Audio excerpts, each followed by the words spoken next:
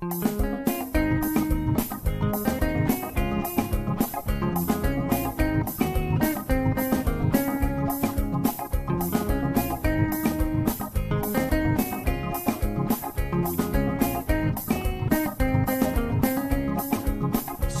all the time is here with the cold hard truth. She's the ears and the eyes for me and you. Every day, everyone want to hear from Sandra.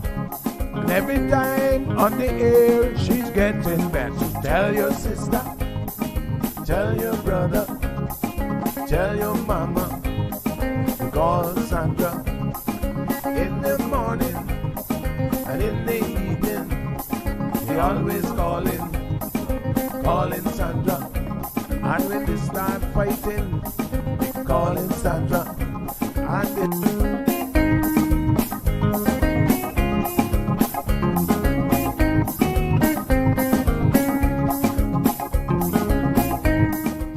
That's right, folks. Everyone is telling their mama about the cold hard truth. Welcome to another episode with more truth-telling, more problem-solving, and of course, more tea spilling than ever before. Sit back, students, grab your tea and turn up the volume because class is now in session. Call in at 936-2626 because your voice matters. Share your opinion on issues that matter the most to you.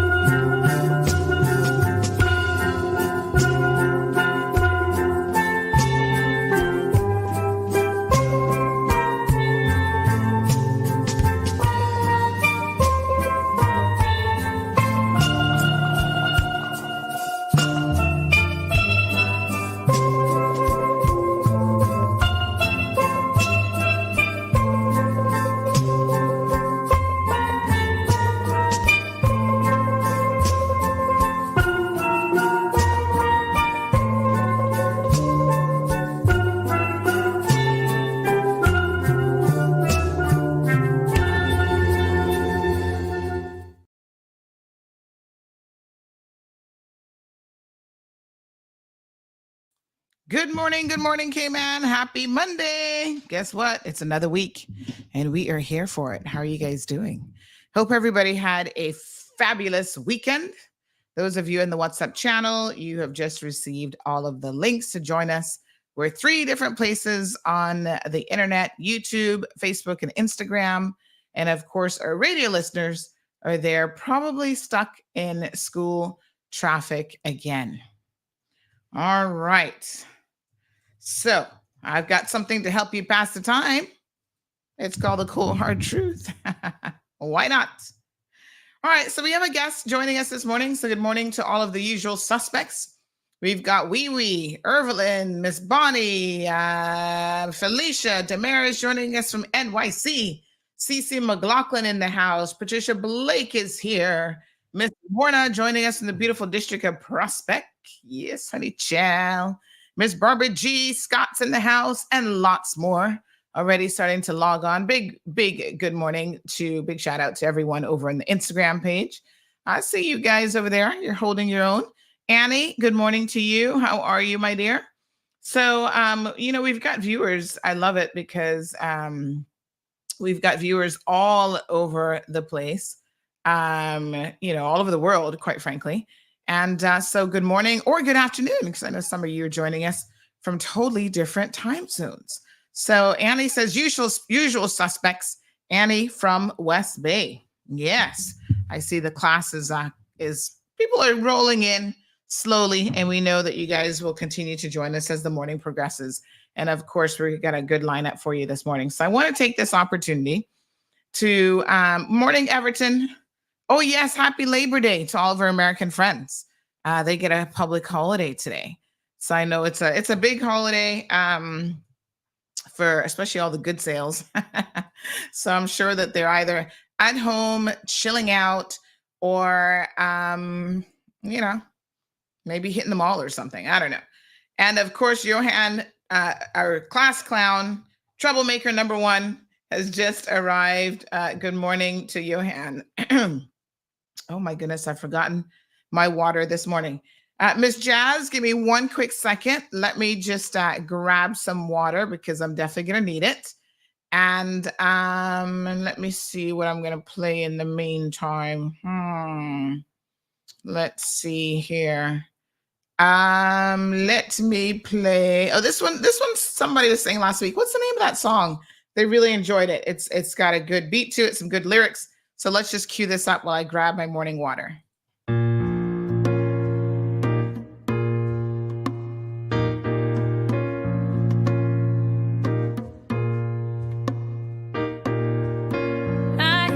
People talking. What are they talking about? This world's gone crazy, and I'm trying to find a way out.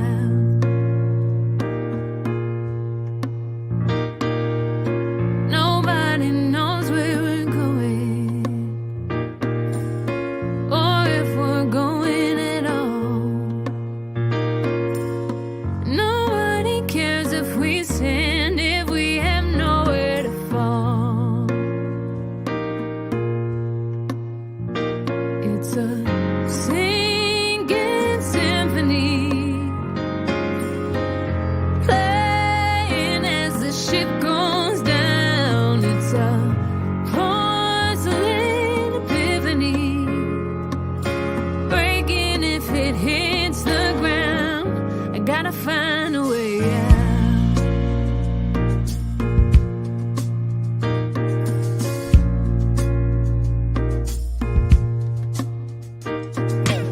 So many questions answered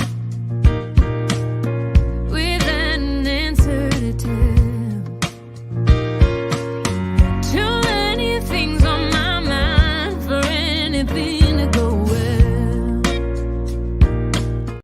All right, my apologies for that. Miss Stacy had to do the school run this morning because Marlon's gone to work early. So, of course, I was out water and just realized it. All right, let's go ahead and bring our guest for today's program onto the show. Morning, Stephen, joining us from UK. Miss Charlotte is here from Scotland. Yes, Caymanians are all over the globe, including New York. So, Jazz, good morning to you. How are you? Good morning. I'm good. How are you? I'm good. Okay, so can I tell you something before we get started about why you're here today? Every time I see you or I think of you, you remind me of how old I'm actually getting, because I remember when you were a baby. I remember before you were even born, and I'm like, oh my God, these kids are getting all grown up. So I think I came to, I don't know if it was your first birthday party or something they had for you as a baby. I was there at your parents' home. At the time, I worked with your mom at Maples, and I got an invite. So I'm so pleased. And for those of you who don't know Jazz, let me give you her full name. Now, I need to pronounce the last name right because we have the pronunciation police. Her name is Marilyn Marin. She's going to be watching me. So if I get this wrong, she's going to be telling me because every time I say, she's like, that's not how you say that name. Okay, let me give it a try. Marilyn, are you paying attention? Let me see if I'm capable of learning anything here today. Oh gosh, I need to zoom out that camera, by the way. All right, so it is Jazz Pitcairn. Jazz Pitcairn. Pitcairn. Yes. Oh, I'm so sorry. I think I won't always put too much emphasis where it shouldn't go. But anyway, we know who you are. Teresa, of course, is your mom from Town. Everybody knows Teresa, attorney at law, community, worker. And I'm hoping she's going to be running for election. But anyway, that's a whole different topic. So good morning to you, Jazz. It's so good to see you. Yes, good morning. Thanks for having me. All right. So listen, you've been really, really busy. Now, I know that you are in the artistic field. So I want you to tell us a little bit about your background, and then we're going to talk about your latest project. Sure. So yes, my name is Jazz and I work in the film and television industry. I'm currently based in New York, but I love to come home whenever I get the opportunity to. I work professionally as a television writer. So most recently I wrote for an HBO show called A Black Lady Sketch Show, which was a complete, privilege, awesome experience. We ended up being Emmy nominated a few times. Mm-hmm. And that really just threw me into working professionally in the television space as a writer. And from there, that offered me the opportunity to pivot and focus on what the real, dreams and goals were, which was to create film and television that speaks directly to the Caribbean community. So from there, that's where I've always had this interest and love and passion for wanting to tell a story about Hurricane Ivan. Yeah. We're moving into the latest project. That's where that came in. Right. So this is fantastic. So tell us a little bit. I mean, I can't imagine that any of us have any clue what being a writer is like for, film and TV. But did you ever think when you were in school, in university, that this is what you were going to be doing with your life? Well, it was the dream. I certainly, as a kid, I was always like, I want to be an Oscar-winning director. That was my dream. I told my mom, she was like, okay. She was like, whatever you say, you can do it if you want. You just got to work hard and try. And it's really, Frankie Flowers, who had done it before. And I'm so grateful to say he's been a mentor of mine ever since I approached him saying this is something I wanted to do. He was like, great, here's my email and phone number. Call me whenever you need help. And he's been that, rock this entire time, and was also a producer on, these Ivan projects, which we'll get to. But yeah, I didn't know what that would mean working in film and TV. I knew that I wanted to write and direct a film and do that as a career, but what does that even mean? How do you do that? So I went to NYU Film and Television School, which is one of the best film schools in the world, certainly in the US. And while I was there, I interned every opportunity I had. So I was working at HBO in marketing, or A24, which is a major, independent studio. And I was working national distribution there. I was trying to, casting at CBS. I was trying to diversify any knowledge I could have on the film industry. And then from there, after college, I was recommended to be an assistant on a TV show called Dickinson, which is where I worked first on Apple TV. And then I was suggested to work for a Black Lady Sketch Show as an assistant. And so I started off as an assistant there and was promoted a year later to be a writer. Wow. What a story. That's fantastic. And of course, I love, your mom's advice that you can certainly be anything and do anything that you'd like. You've just got to work hard at it. And you have to have sort of a plan that you're able or you're wanting to execute. And another lesson here is that, start anywhere. It doesn't matter if you're running the coffee at a film studio. Once you're in, opportunities can very much make themselves available to you, and you have to be willing to just try anything, and maneuver that particular industry. So it's got to be interesting though to have. I mean, we can only think of a few people who are in that space. You mentioned Frankie. Big shout out to Frankie. He has done an amazing job throughout his career, and really has paved the path for other people to follow behind him, such as yourself. And I'm glad to hear that he was instrumental in just being a mentor and giving advice, because it's always great, whatever profession you're in, to have those people, and in your case, to have a Caymanian that you can say, hey, yeah, we come from the same soil. What advice can you give me? Small island girl who's going to make it in the big city. So definitely congratulations. So I know that you were talking about your show that you were on, the HBO show that won, or that was nominated for a number of different Emmys. Tell me a little bit about that experience, because we wanted to talk to you at the time, but you guys were on strike. There was a writer's strike, and I think actors might have been in it too, but there was a big strike going on, to a labor strike. Big shout out to Labor Day, to, really make sure that you guys are being treated fairly, compensated fairly.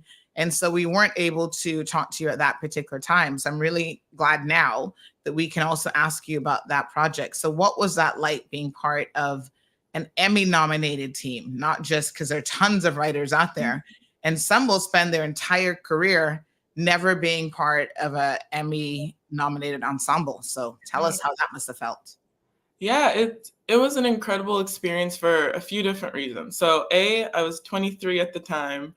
Right. This is one of my first professional jobs ever. Yeah. And so just to be involved in a show that I was a personal fan of, is specifically for Black women. They only hire Black women.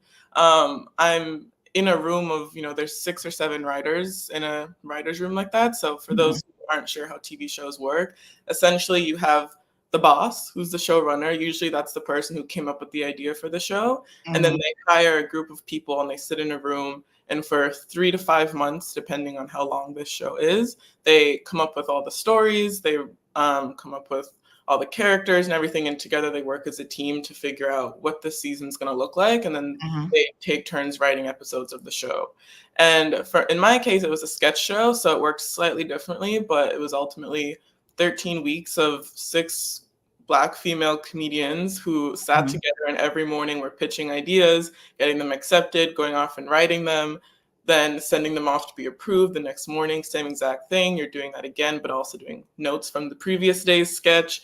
And every single day you're doing that until Friday, when everyone reads all the sketches that have been written across everyone's. We read it together as a group. We pick the ones we like the most. As a group, we punch them up, which just means we make them funnier. And then those all get sent off to HBO, who then approves which ones they like and don't like. Then we do it again the next week, until ultimately there are 36 sketches that make it onto the show. But I think we write over 200 or 300 sketches. Oh my gosh. So it was a grueling process, and it was a lot of work. We were sometimes working 17, 18-hour days. You're going around the clock trying to do this stuff. But the people that I met in that process are lifelong friends, and I'm so grateful to know them, and also now be in this, have had that experience and can share that with other people also, to know that this is a real career. You can do this, and it's hard, and it's not as direct of a path as maybe trying to become a lawyer, but that doesn't mean it's not possible. And I want to use this also as an opportunity to invite other locals with an interest in this to know that this is a possibility, and I am also a resource, very easily accessible should anyone ever talk about this too. No, this is fantastic. And I'm glad that you took the time to kind of explain what working in a typical set might look like. Because, depending on the set, it might be a little bit different. I've heard, for example, the Saturday Night Live writers, that their process, and even the actors, their process is so grueling because of their very, very tight schedule from week to week, and having to be sort of content, topical content that's sort of happening days before the live show. But yeah, that's fantastic. We have a couple comments. Of course, everybody's super proud of you. Johan says Miss Jazz is a super talented Caymanian doing some amazing things in her career. Super proud of another Caymanian doing big things, coming from a small island. Siobhan says that's dope. Proud, says Miss Pat, of you, and proud to be a Caymanian. Good morning to Miss Paula. How you doing, honey chow? Miss Elaine says, good morning, everybody. And Giselle says, so proud of her. So, yeah, so this is, fantastic. Now, is that show over, or what's the status of that show? I have to tell you, I don't get to watch a lot of TV these days, but.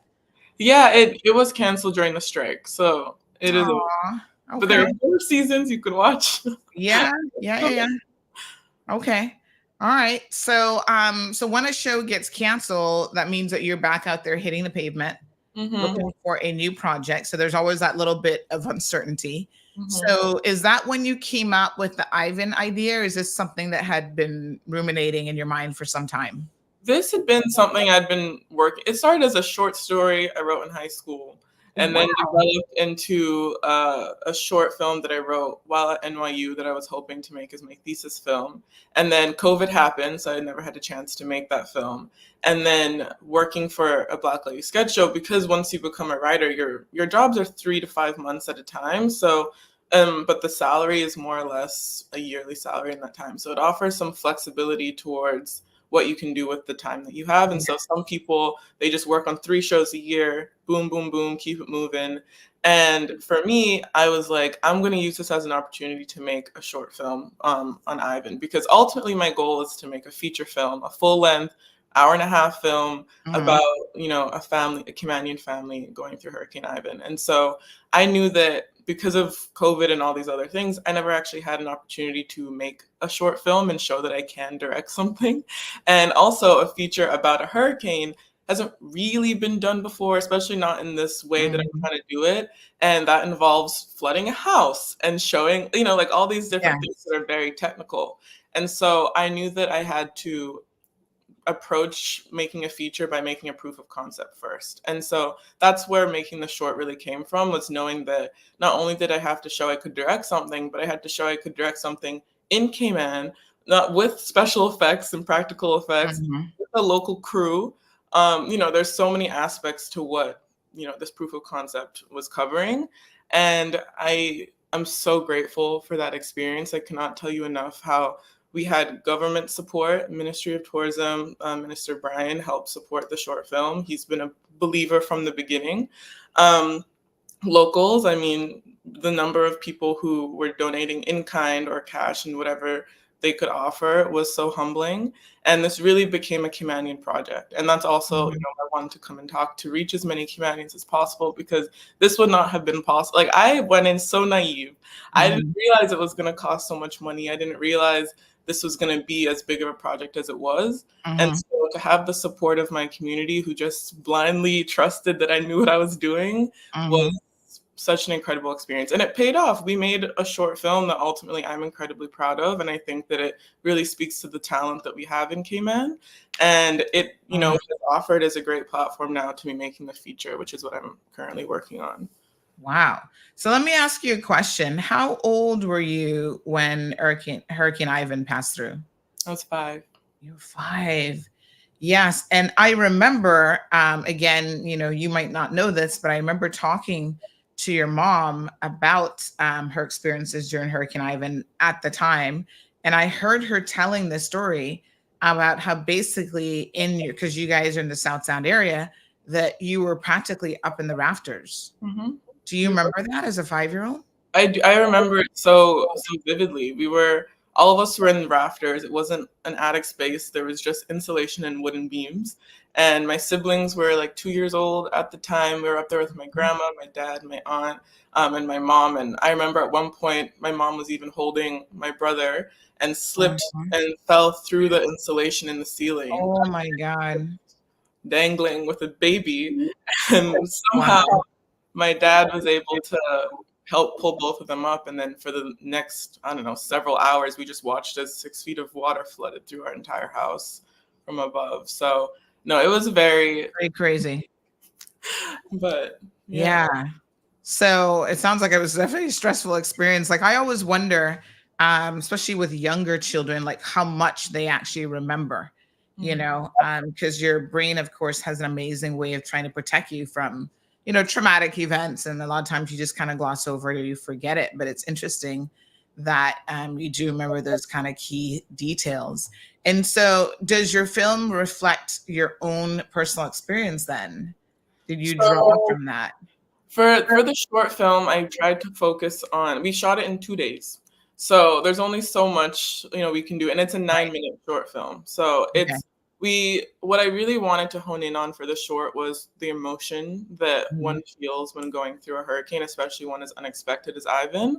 Mhm. So, the log line for the short film would be a woman who struggles to keep her family safe as a hurricane threatens to destroy her home. It takes you through the day-to-day life of this, ultimately acting as a single mother with her young child and figuring out a way to keep her safe as this hurricane comes in unexpectedly. So that one, I wouldn't say as a story was based on myself at all, but when it comes to the emotions that were felt during Ivan, I think it's fairly relatable to anybody who went through it. Yeah. Went through that, yeah. So we do have a little trailer here that we're going to watch. Some additional comments from our listening public. So Misha says, so proud of her, can relate to her and wish her all the best. Always dream big and achieve all of those goals.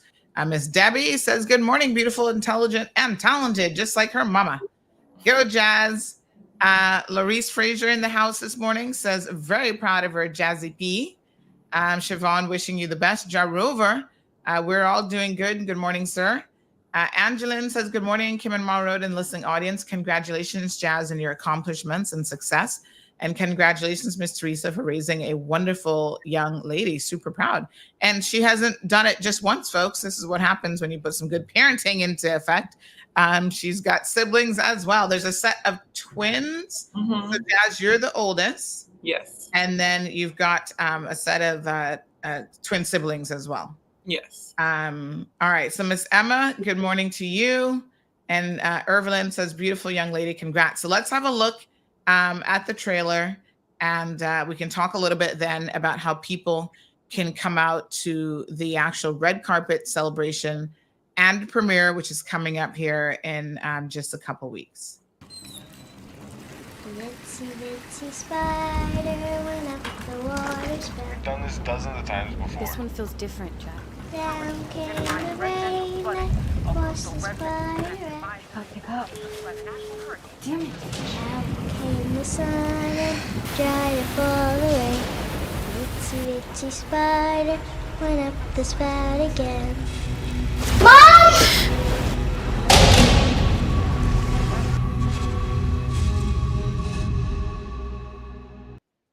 All right, so that gave me goosebumps. And wow, okay, so that looks very, very enticing, Jazz. Oh my gosh, that song is so creepy. Can I just tell you? I mean, I think we all grew up singing it, but you put it with the right kind of backdrop music and the right visuals, and it takes on a totally different effect. So this looks good. So let's talk about how people can see it, because you've got a premiere event that's coming up. Yes, thank you so much for all the compliments. It is premiering on September 13th. This is the 20th anniversary of Ivan is around the corner, Yeah. and so we really wanted to show it at that point. We're at the end of this film festival run, so we're also at a place where we can share it. So September 13th at Camana Bay, there's 2 different showings, one at 7 p.m. and one at 8 p.m. Tickets are $10. You can buy them online on Eventpro, or you can go to the film's website, which is www.theivanfilm.com. There's an events page that also has a link to purchase tickets there. Mhm. And yeah, as I said, it's a 9-minute film. We're also showing a behind the scenes video that goes into how the film was made, as well as touches on different Caymanian stories of Ivan. And there'll also be a Q&A with myself, hosted by Miss Donna Bush. And myself, Sasha Lane, who's the lead of the film. She was most recently seen in the movie Twisters, which came out, the blockbuster hit. So I'm really proud and excited for her. And also Nakia Molteri, who's my producer on the feature film. And she's like, not to throw a bunch of film jargon at someone, but it's like, if you were to find out someone got into Harvard 10 times in 10 different subjects, that's her. So she's an incredible person and asset. She's also, Black woman, Caribbean descent, and she's helped me make the feature happen. So she's also going to be coming to meet the island and meet everybody. So yeah, it's a whole, the whole thing should take about half an hour, 45 minutes to get into it. But there's a 7 p.m. and 8 p.m. and everyone's, welcome to come. The red carpet celebration will be at Abacus from 6 to 10. Come take your photos, see a screening, say hi. I'd love to meet anyone and everyone. Yeah, absolutely. I was just looking at the date. You said September 13th. And I was supposed to be traveling that day. And I just messaged the person booking my travel for me. And I said, cancel it, pick another weekend because I need to be here for this. Thank you. I want to make sure that I'm able to come out and support your event. So again, folks, it's coming up because today's already September the 3rd. Basically 2 weeks, really a week and a bit from now, Friday the 13th.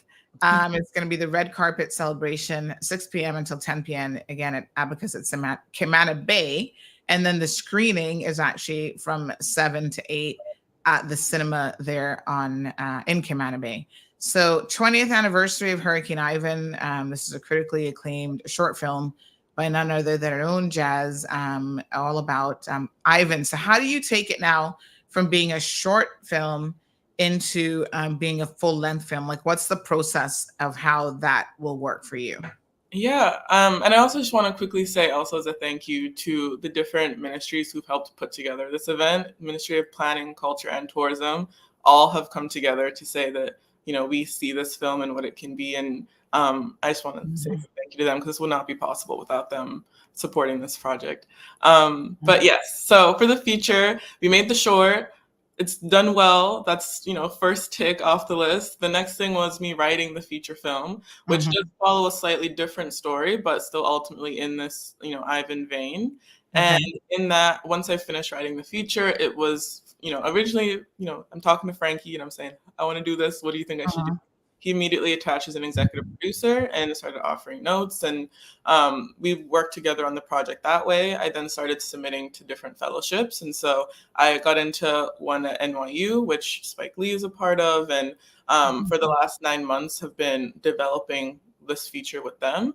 I also got into another residency that Woodstock Film Festival puts on, and they're one of the top tier film festivals. And in that process, I'm also receiving notes and networking and meeting people, starting to have meetings and introductions to distributors like Fox Searchlight and, just people who might be interested in the project, getting people from the beginning.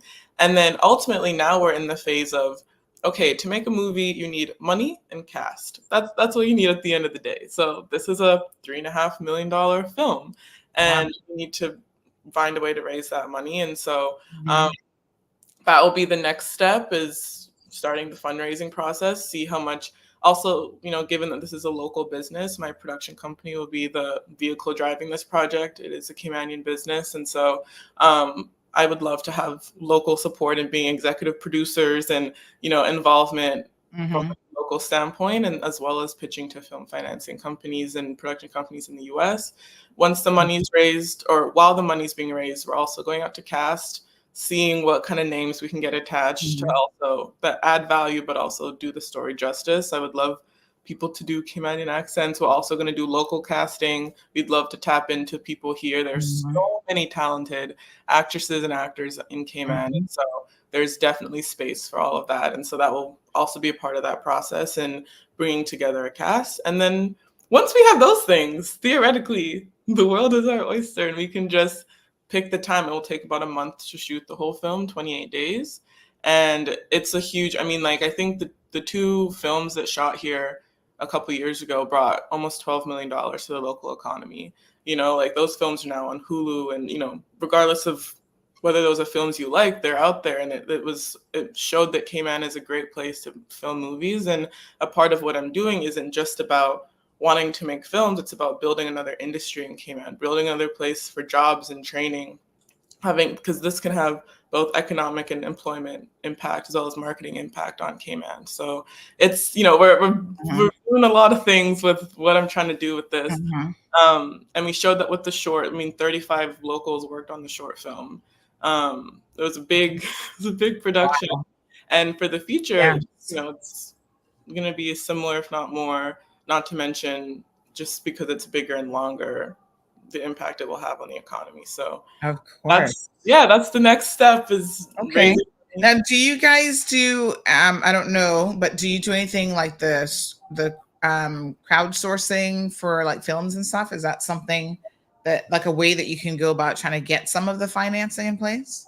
So yes and no. I think because we're trying to raise so much, it's it's one of those things where we would need larger donations, which might not come from a crowdfunding place. That's not to say that we may not try that at some point. This is where that's not my avenue. I know my strengths and weaknesses, and that will not be that. That's why I have my producer, who I mentioned earlier, who's in charge of it. So if anything, that's why, when she's here, if there's anyone interested in contributing or just wanting to learn more about what that's like, she's going to be the go-to, because I'm not sure what that process entirely will look like. But we do know that that's more or less the number we're trying to raise, and the more people we have supporting, the better, just in terms of wanting this to feel as much of a Caymanian project as possible.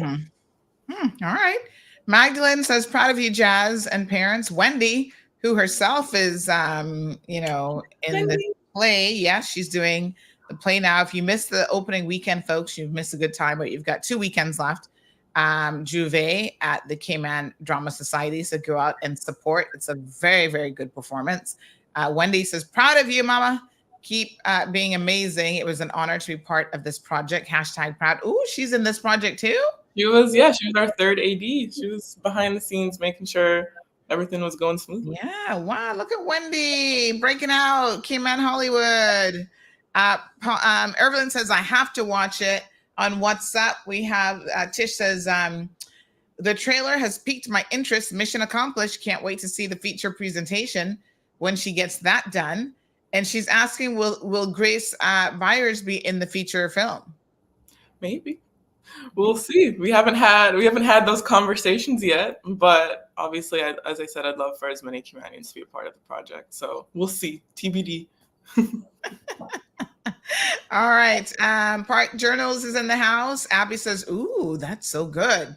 Watching that little preview, I know, right?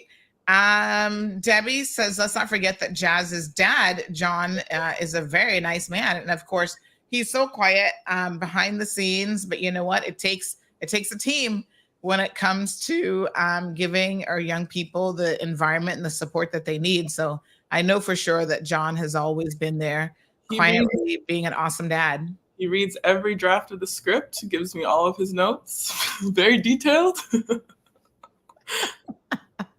That is so awesome. Wendy says you won't regret it. Make sure to support. Miss Darlene in the house. Johan says, Auntie Sandy, line up 2 VIP tickets and some brownies. He is listen, if you're ever looking to do a comedy, someone who is just a consummate joker, I'm going to nominate Johan to be the lead in that, because he's got it down pat already. So, it should be like, it's not even acting for him. It's real life. Marshall, good morning. Jesus, good morning to you. Sophia in the house. Omeria says, very proud of Jazz. Also her beautiful and intelligent mom. I love you, T. Job well done. Duke says, yes, Milo. Who's Milo? Is that your nickname? No. Who's Milo? I don't know. Duke, who's Milo? Says, yes, Milo, very proud of you. I don't know who Milo is, but okay.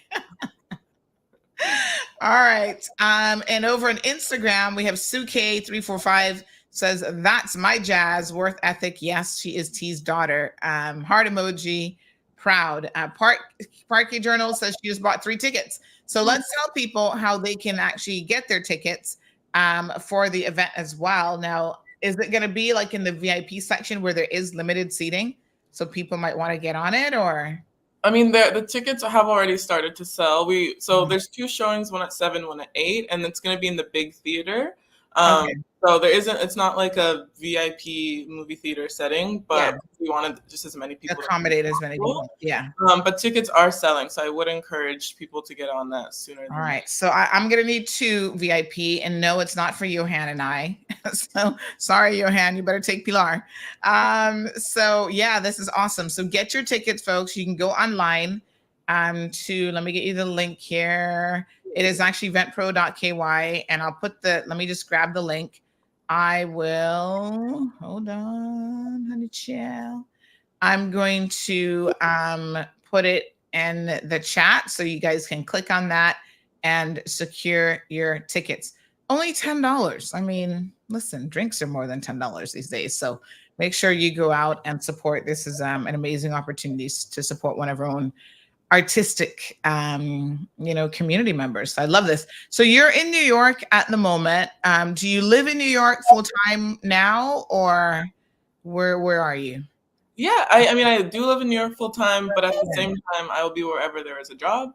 So Yeah. sometimes I'm in Cayman, sometimes I'm in LA, Yeah. wherever, You will move wherever you got to go. Mm-hmm. Okay. All right. Wonderful.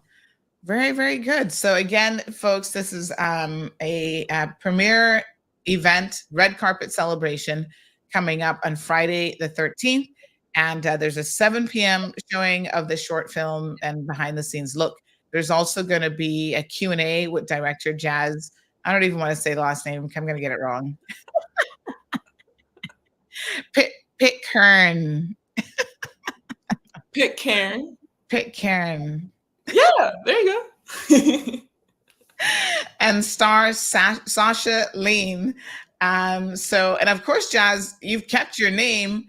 And do you think that some people change their name when they get into the whole Hollywood scene or whatever? Yours is so incredibly unique. I love it. I think you were made for this. Your mom just named you Jazz because she's gonna do great things and the entertainment world. So you don't need a name change. It's just perfect already. I have grown to love and appreciate my name, I will say. Yes. All right.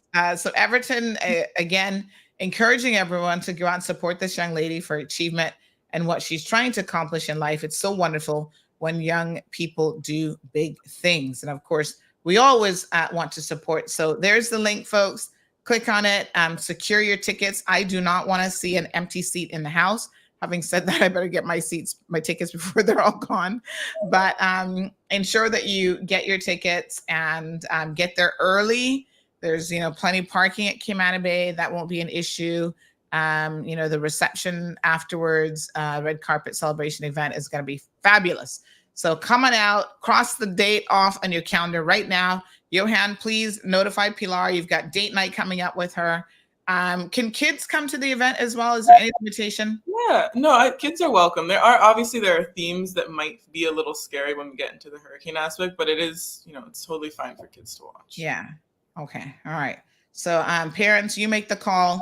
If your kids are a little bit sensitive and if they've never been through a hurricane before, it may not be for them. Like my daughter, she doesn't really know much about storms yet. So I don't want to scare her because now every time she hears a hurricane is coming, she might get apprehensive. But it's a wonderful opportunity for teenagers who, maybe have been through one or two storms to be able to, to watch this. It's amazing. So thank you so much, Jazz, for joining us on the program today. Oh, thank you so much. And I will just reiterate, we are starting on time. There's no Cayman time here. It is a 9-minute film. If you come 30 seconds late, you have missed the opening.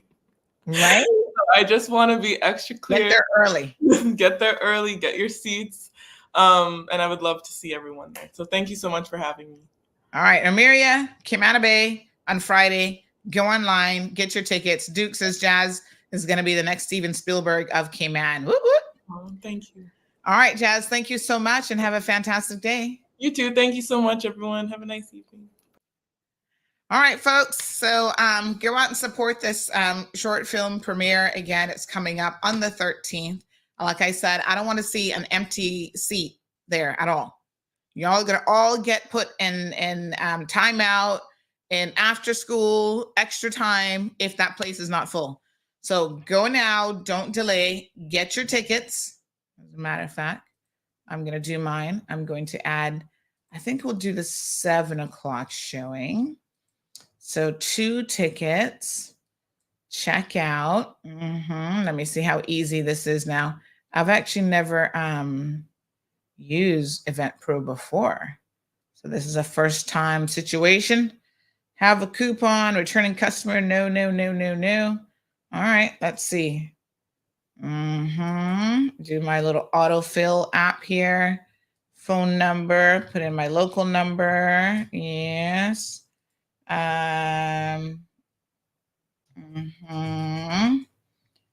right, let me see. Okay, yes. Create a password. All right, let me do my little password generator. Okay. Yes. Booking protection for $2.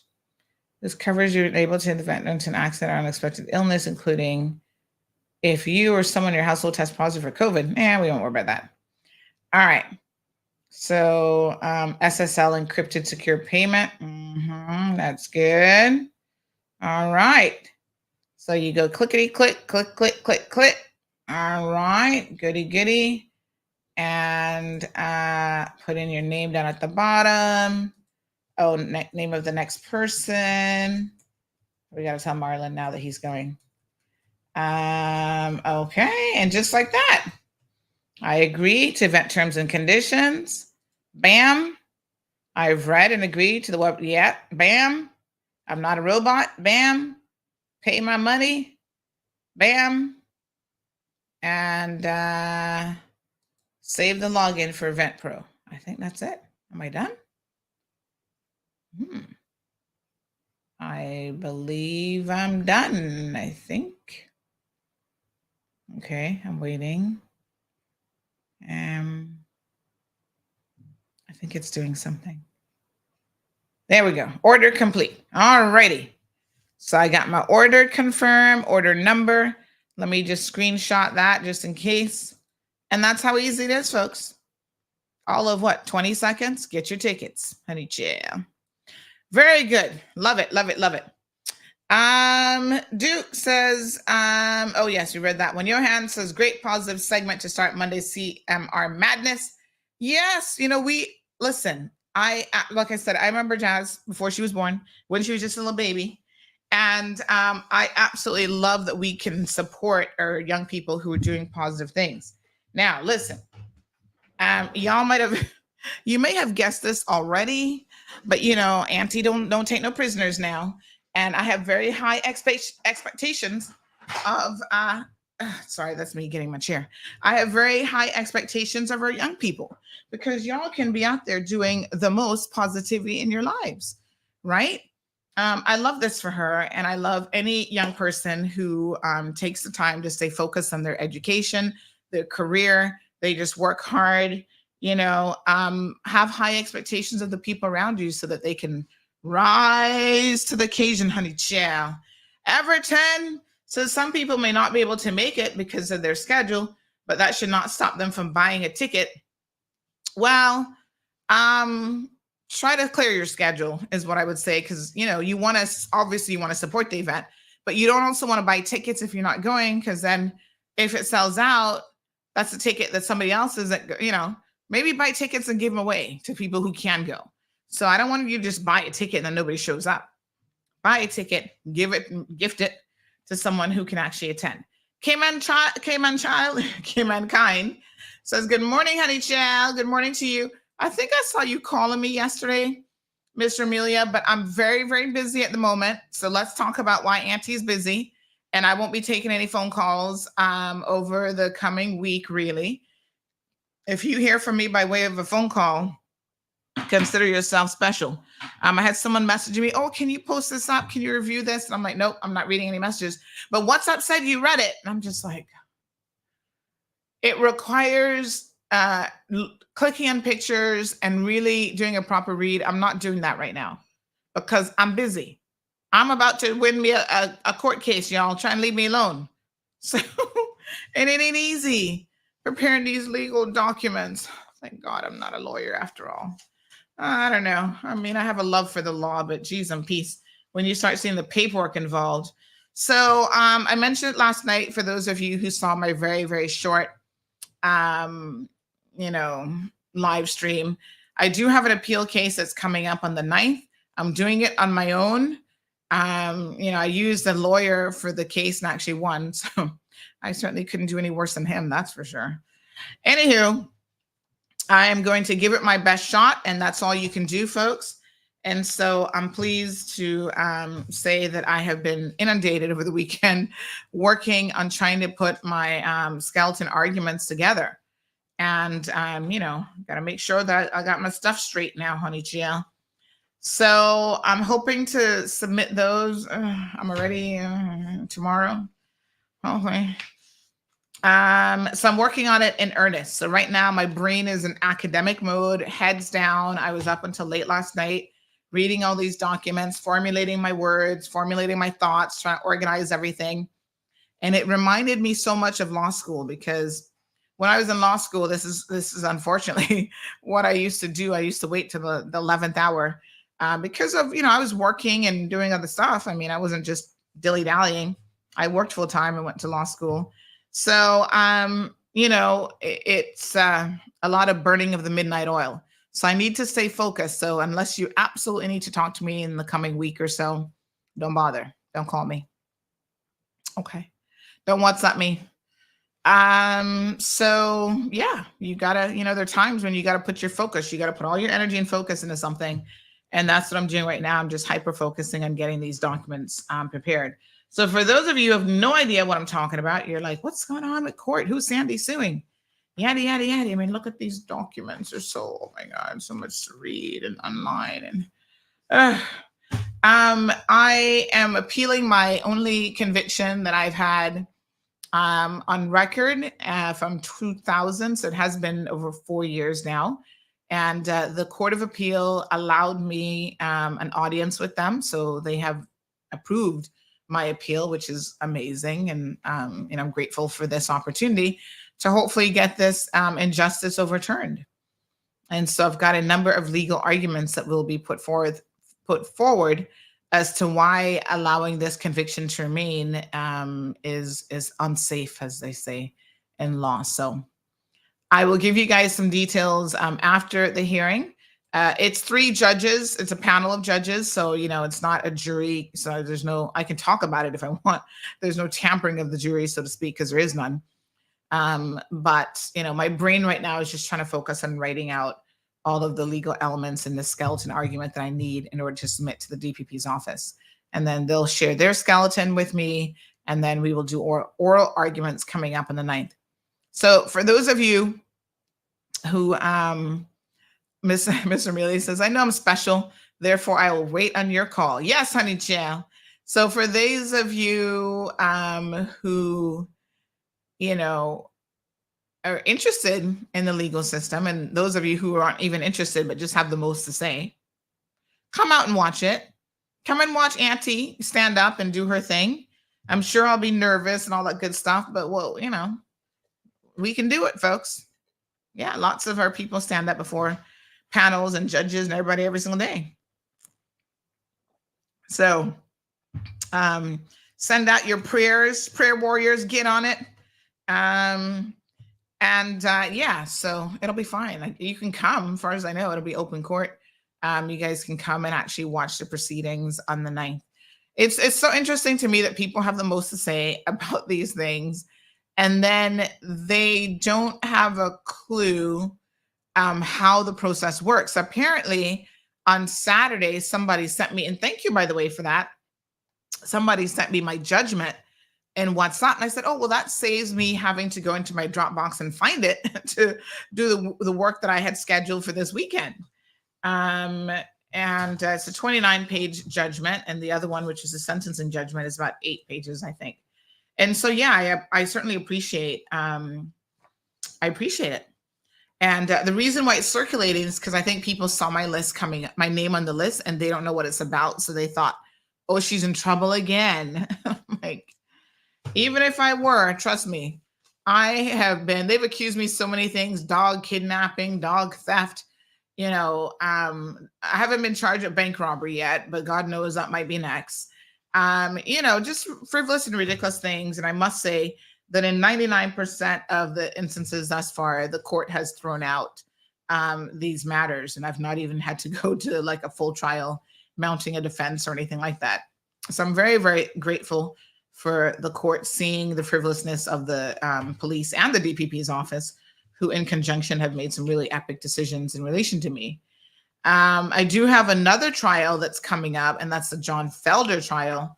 And I think that's going to be like in November. So listen, there's no shame in me being in court.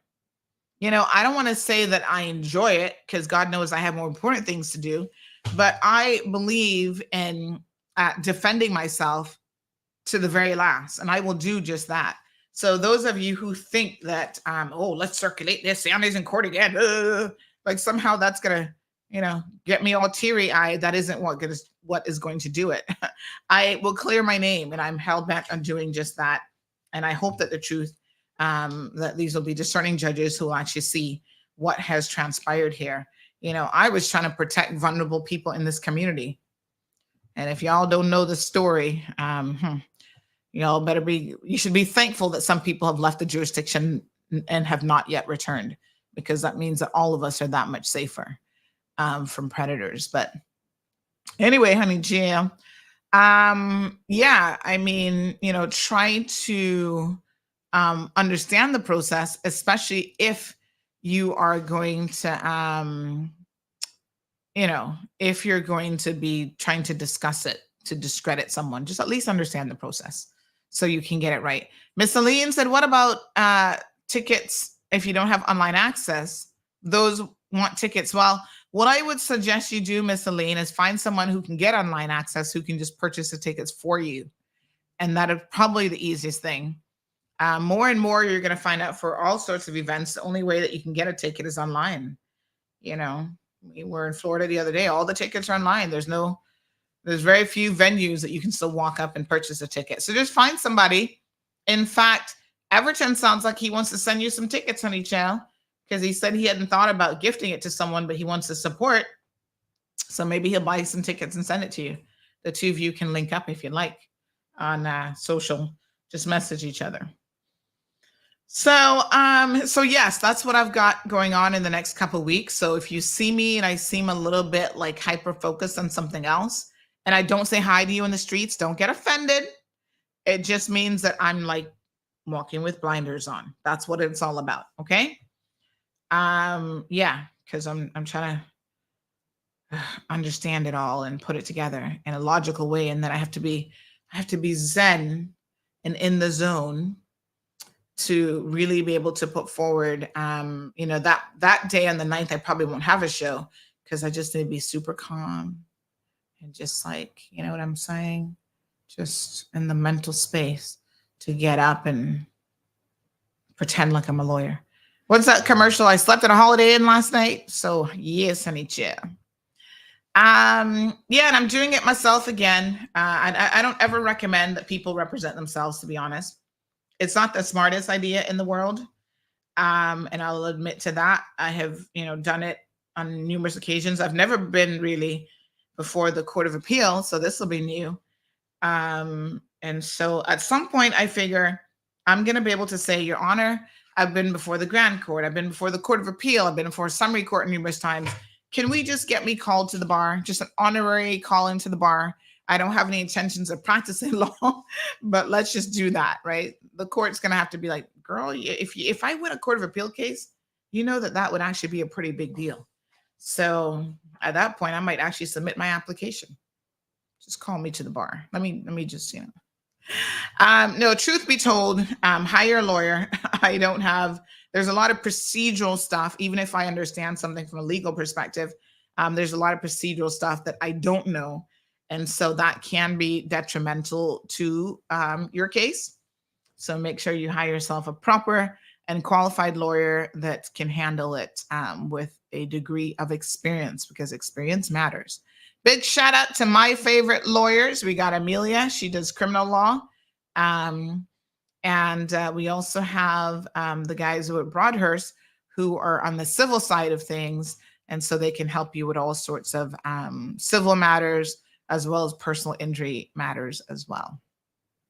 Okay. So I will certainly keep you guys updated on how that progresses and what happens. It's going to be interesting. And I'm looking forward to it because I would love to have this off of my record and my name cleared. All right. So what else happened over the weekend? Oh, congratulations to the new Miss Cayman. Now, if you guys know me, you'll know that I've actually not really had anything to say about this pageant since it started. And really, it's because it's now a private pageant. I know the pageant owner, Ms. Darely, is still up in her feelings about me trying to hold her accountable when she was the pageant chair when it was government's pageant. And so, she's salty about that. Every time she sees me, like at a social event or whatever, she's giving me this, what would we call it? Scouring look or whatever. I don't even know what to call it. But anyway, good on her. She'll be just fine. And so, I purposely not really had much to say about it because I'm of the viewpoint that now that it's no longer a government situation, government doesn't own the pageant. I don't particularly care. I mean, let me be very, very clear. It's none of my business. If it's a private thing and, they're going to do whatever they're going to do. So I haven't said a single word about it. They're going on about their business. Good for them. But I'm so tickled pink to congratulate this young lady. Now, I'm probably going to mess up her first name, but I want to say it's Regan Ruddy. All right. Beautiful. Absolutely gorgeous young lady. She is the new, as of this weekend, reigning Miss Cayman Islands Universe 2024 winner. Oh my gosh, she looks so beautiful. She wore the right color, I must tell you, dress to go with the crown. Now the backdrop here, I don't know if this was at the venue, but the backdrop also is very, very similar blue colors and stuff. So she looks absolutely gorgeous. She looks beautiful. This is the moment when it was announced that she was the winner. You could see that look of total elation on her face. Of course, I know her parents. I know her a little bit as well. Very nice young lady. So congratulations to her. And I heard the contestants this year really were of a excellent caliber. So I'm glad that they represented themselves well in the pageant. I heard they were all professional. Just, absolutely gorgeous. So look at that. Isn't that beautiful? All these young ladies on the stage look amazing. And of course, the outgoing queen is there with her. Do they have a different crown every year? Does it change? Because I noticed that they're obviously wearing different pieces. Does it change all the time for each winner and then she gets to keep it? Look at that. Hallelujah. And so congratulations. And there's the proud mama and papa.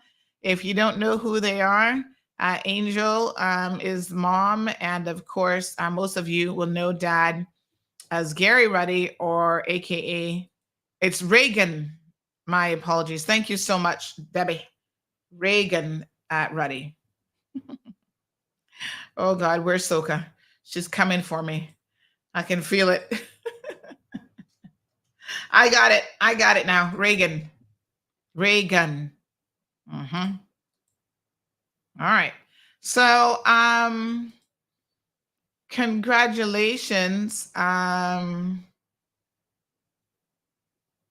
Oh Lord. Johan, please come and get your brother.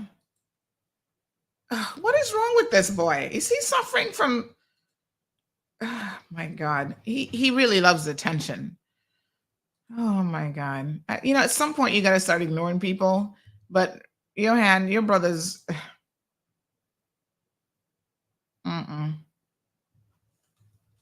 Somebody just sent me something. All right, I'll share it with you guys because there's something incredibly wrong with him. Anyway, let's not take away from this moment. Thank you, Reagan. Do I need to pronounce it like phonetically Reagan. Yeah, that's good. Like Ronald Reagan or Reagan. Anyway, congratulations to this young lady. You've done a phenomenal job. Congratulations to her parents as well. And there she is with the first and second runner up. And yeah, good luck to you in your reign. Right. Somebody just showed, oh my God, petty beyond petty. This boy, there's something wrong with him. I'm going to be honest with you. Shannon says, that girl's my cousin. She rocked it. Love you. Oh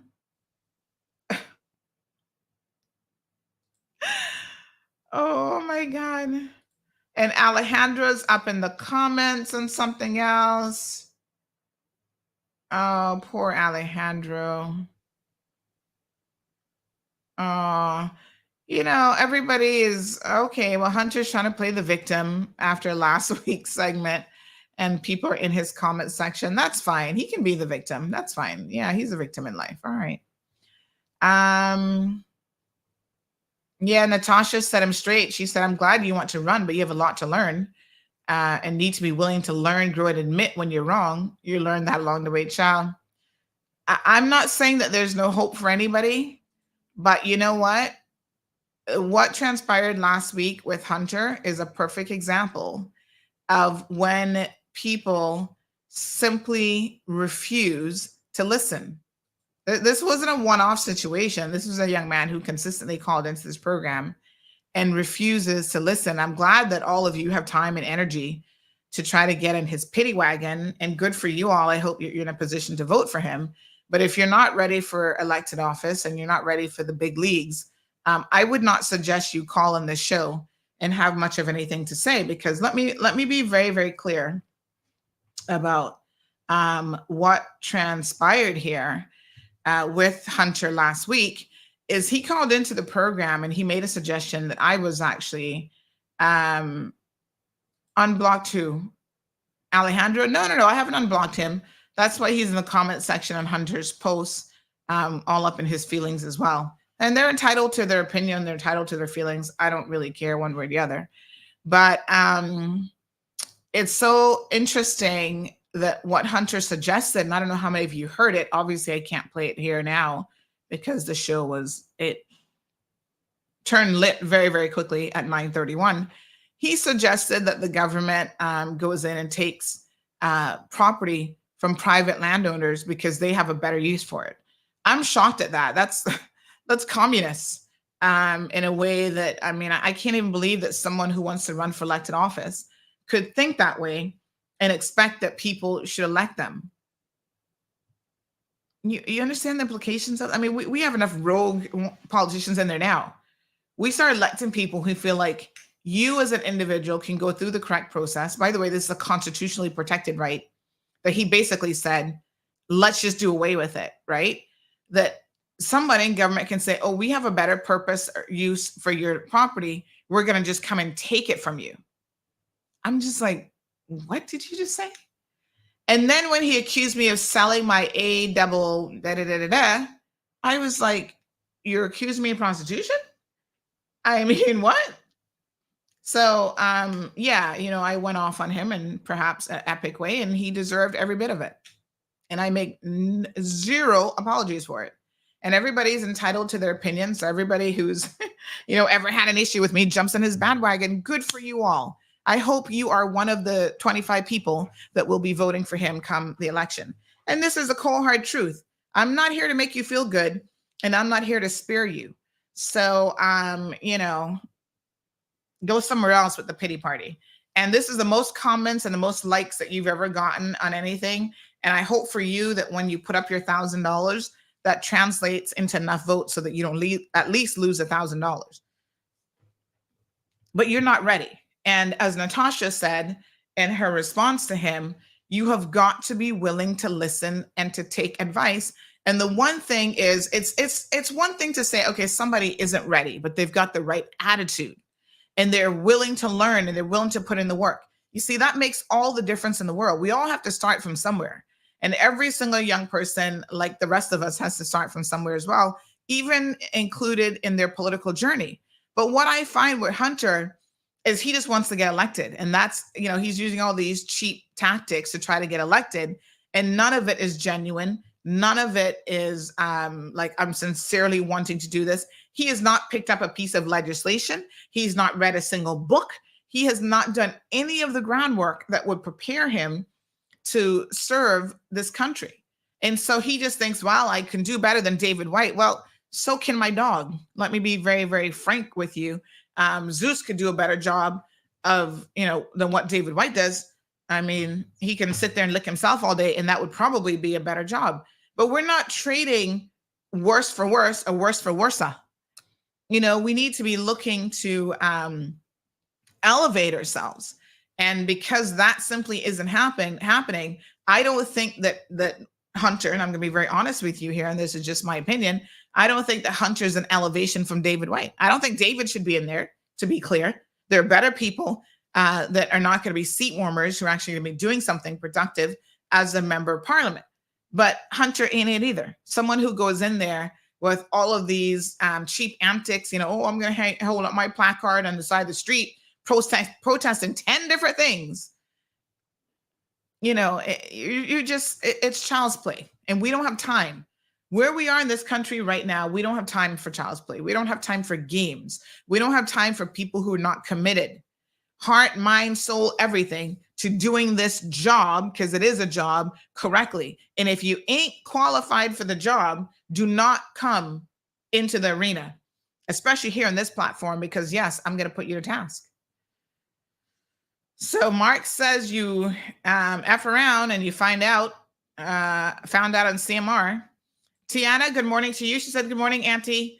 Are you able to advise who the potential candidates for 2025? Well, as we get closer, Tiana, to this, I wish that I could tell you definitively who the candidates will be. I can only tell you what is circulating on the Mall Road, right? So Hunter claims that he's running, and he's running against David. We have Peanut, Gary Ruddy, who's going to be running, I think he's supposed to be in Barbara's section. Alric Lindsay is still very much a possibility. So Alric might be coming out. And I think, again, if he comes out, he needs to do it soonest. Get some, listen, y'all need to start hitting the pavement and allow people to get to know who you are. So there's a number of people for Bodden Town. I've heard some names floating around. Again, I'm hoping that Teresa will give it another go and throw her hat back into the ring. I don't know who else. Who do we have in Georgetown? You can probably rest assured that most people who are there now are going to be trying to retain their seat. Barbara claims that she's not. She has said to numerous people that she's stepping out of the ring. Unfortunately, I don't necessarily believe that until I see it, because again, Barbara has handlers that she does whatever they tell her to do. So it's not a situation where she has a mind of her own. So if Kurt Tibbetts and Alden say you're running, then she's running. But she claims she's not. Prospect area, Alden, Sir Alden is supposedly not running because now he's got the best gig in town as Speaker of the House. So he wants to retain that position. He gets paid more than an MP anyway. And he also gets to continue to meddle in politics, although he's Speaker of the House, which I do not think should be allowed. But there you have it. So he's not running. Sabrina, I'm sure, will be running again. Who else do we have in that area? Sylvia Wilkes has said that she's running, although her flyer didn't say where. You see, this is where y'all can't come. This is not amateur hour. You cannot start sending out marketing materials to say that you're running, and the materials don't even say where you're running. That doesn't make any sense to me. I like Sylvia. And again, this has nothing to do with whether I like you or not as a person. If you're not ready, you're simply not ready. And so when you do something like that, do I not have the right to call this out as, how ready can you be when you're telling people that you're running and you're putting out material out there to say that you're running, and everybody's messaging me saying, where is she running? Because you don't even put it on your election poster. I'm just like, what? It's not amateur hour, folks. So somebody said they had heard that she would be running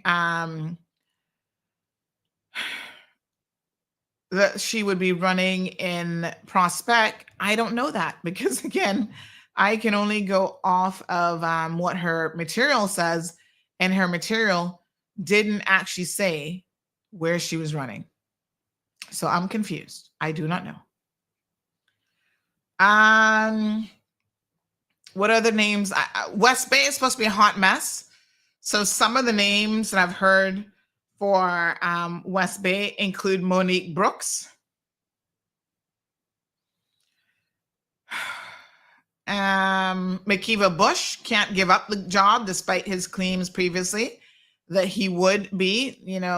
He can't afford to. His gambling problem has ensured that he needs a steady flow of income, and the only thing he's qualified to do is to be an MP. So I don't see him stepping down. Juliana O'Connor Connolly, she likewise claimed that she was going to be stepping down. I don't expect that to happen. Moses, I guess, Kirkernel, I guess he's going to stick in it until, the good Lord says otherwise. These people don't believe in retiring. Rolston was out giving away school supplies the other day. That's normally a for sure sign that here we go again. So I wouldn't doubt it that he is going to be throwing his hat back in the ring again, I guess, against Bernie. I wouldn't recommend it. Like, Rolston, again, I like you, but this ain't for you. Find something else to do.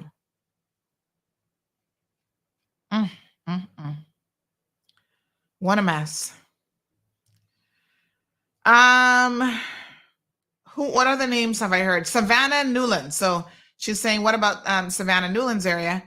I'm still waiting. We're going to ask Mr. Panton if his wife has given him permission. So yes, Strongwill says, hey, Sandy, what about Mr. Panton? We'll ask him this week because he should be coming back on Thursday. So we can put it to him if he's decided as yet. I'm assuming Heather is going to be running again. No, I don't know what's going to happen with her and Mr. Panton. Somebody said, leave Ralston alone. He's the best education minister we've had in years. Yeah, that's been like 4 terms ago, though. Better than Julie, this person says. That's funny. Well, anybody could be better than her. Anyway, what a hot mess. Doesn't take much to be better than some people. Somebody say might be running from herself. Who? Who are you referring to? This person says, Monique who? Junalee daughter? Lord help us all. Monique needs to sit down and give that woman her husband back. You see, y'all just... Yeah, y'all just... Y'all just stupid. You guys are just ridiculous. This one says, hoping, good morning, congratulations to Reagan. That's who I was going for, and she did wonderful. They mentioned Jewel Hides, that they hear Jewel is running. I'm hoping Monique is not like her mother, looking to get deadlift. Oh my God.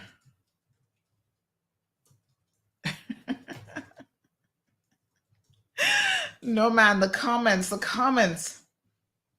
This person said, Bones already falling out of the closet. Lord have mercy. Y'all are just too scandalous. I don't know. Y'all just refuse to behave. And there's not much I can do about it. Lord have mercy. Everyone is waiting on each other. Okay, so Dan Scott is still, his name is still there. He's putting a group together. He seems to be trying to pick qualified candidates who are coming with a minimum standard of like education and that sort of thing, more on the professional side. So I had heard that Winston Connolly was going to do a reboot. And then somebody said last week, no, that Winston changed his mind again. Listen, y'all just need to Y'all need to decide what y'all doing. Mark says, Sandy, what about you? Well, this is one answer I can give y'all definitively. One person I know for sure about is me. The answer is, where's my little, hold on now. Let me get my little glasses sorted out so I can start. Where's my, I still don't have my dun button. Let's do Jeopardy. The question is, who will not be running in the next election? And the correct answer is, who is Sandy Hill? Not running in the election. Thank you very much. My life is too full, honey child. I'm busy. And I'm busy doing what I love. Oh my gosh. Y'all don't understand how much I love doing what I do. Every morning. I'm busy and I got a time. And you know, the best thing about it is where I'm at, I get to help. I still get to do stuff and help people in the community more so than most MPs, and get to try to hold them accountable as well. This is like the best job in the world. What are y'all talking about? Why would I want to be an MP? I certainly don't need the money. And we need to start electing people who don't need a job. That's my other issue with people like Hunter. You know, if right now you're unemployed and you don't have a job, I'm sorry, but don't come to me saying that you're running for elected office. Because you just want a job to be able to make $9,000, $10,000 a month. And the problem with people like that is they are very, very easily compromised. You see, somebody can't compromise you when $10,000 a month ain't no money, because you've made that and more in your lifetime. You're not as easily compromised. Let me put it that way. You're not likely to be compromised for money. You might be compromised for other things, but you're not likely to be compromised for money. People who go from zero, who have nothing, no job, no education, no prospects, no whatever, once they get into political office, it is very, very easy to turn those people. And we see it happening right now, as a matter of fact. So be careful when you put people in there. And I think that that's what, to his credit, Mr. Dan Scott is trying to avoid, by he's saying, listen, anybody running with my group has to come with a bare minimum of credentials and qualifications. You know, the professionals in this country, yeah, they work hard for their money, but they're not going to be falling down because all of a sudden they're making $8,000 a month as an MP, plus the extras that come with the office. So be really, really careful for people who need the job. Y'all listen carefully to what I'm telling you. That's a recipe for disaster, and time again, it has been proven. So I don't need a job, and I don't want any other job. I've got one of the best jobs in the world right here, honey child, keeping y'all in check every single day and helping so many people. You know, that's the most important thing. All right. So yes, thank you, Mark, for the question. And I've said it before, and I'm happy to answer it again, that it ain't going to be me, honey child. In fact, I am one of those people that is really, really looking forward to the election, because we are going to be, hold on, let me tell y'all how prepared I am. Let me see. There's something here. Where's my, I got something for the election. I'm trying to remember where I've put it. Hold on. Oh Lord, I got so many drawers full of stuff. Can I just tell you? All right, is it in this drawer? Is it in the bottom drawer? All right, hold on one second. Let me play a little song, and then I'm going to show you guys what I'm looking for. Hold on. See if I can put my hands on it. 1 second. And yeah, hold on.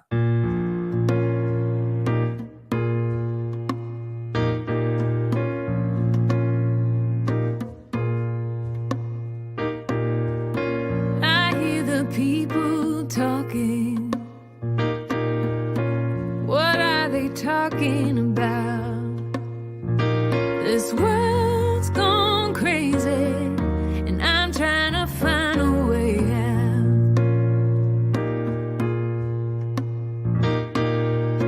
Nobody knows where we're going, or if we're going at all. Nobody cares if we stand, if we have nowhere to fall. It's a sinking symphony.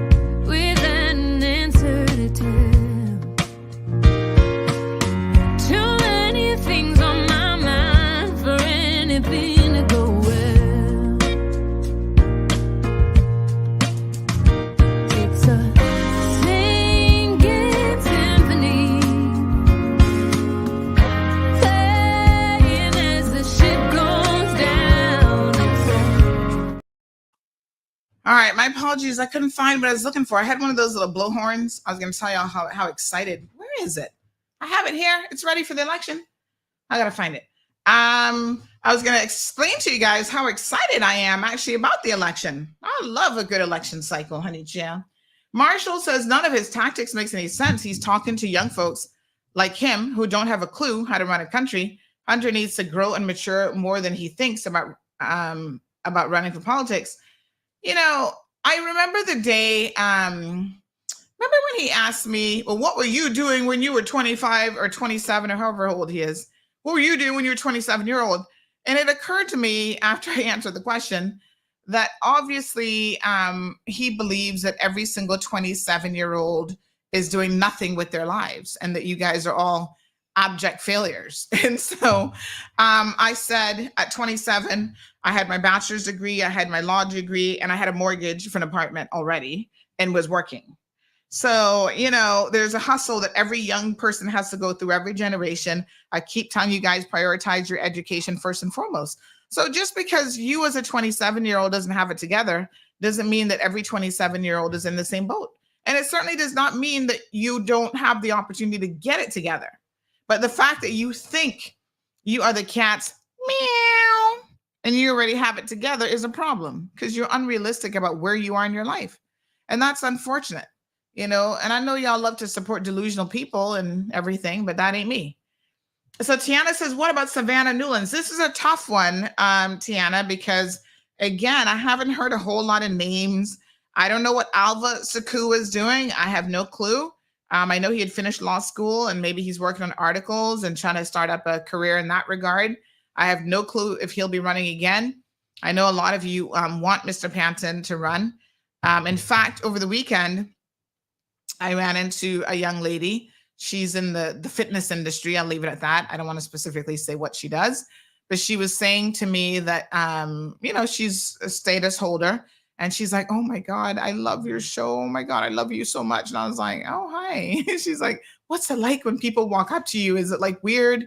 Because you're like a celebrity. And I was like, oh yeah, sometimes it's a little bit different, but I just try to go with the flow, you know? She's like, oh, that's so awesome. But she was saying how happy she was to have someone worthy of getting her vote. And that person was Wayne Panton. So I can tell you what, I know a lot of people would love to see Mr. Panton run again. Who else? I guess that one guy that always runs, what's his name? I can't remember his name now. He lives on the corner there down in North San Estates. He runs, I think, just for the fun of it now. He knows he doesn't have any real prospects of getting in, but he just likes to run just because donating $1,000. Who else? Who will go up against Heather and Savannah? I don't know. I mean, I think last time Woody was thinking about it. Raul Gonzalez, thank you. Woody was thinking about it. Somebody says, yes, Alva's doing his articles. I don't think he's interested in running again. Somebody said the best education minister, that idiot introduced that hot mess of SciFec, then put his children in private school. The one thing I think that he did that I don't think was good as a minister was getting rid of the middle school. That I think that was a huge mistake. And unfortunately, our children are continuing to suffer because nobody has the balls to undo it. Oh, Vincent Frederick, he's more bought in town. I hope to God he doesn't run. We need a formidable opponent against, what's his name? Chris Saunders, and it ain't Vincent Frederick. All right, Georgetown. Some of the names I've heard floating around. Carmen Macfield is going to be running against cousin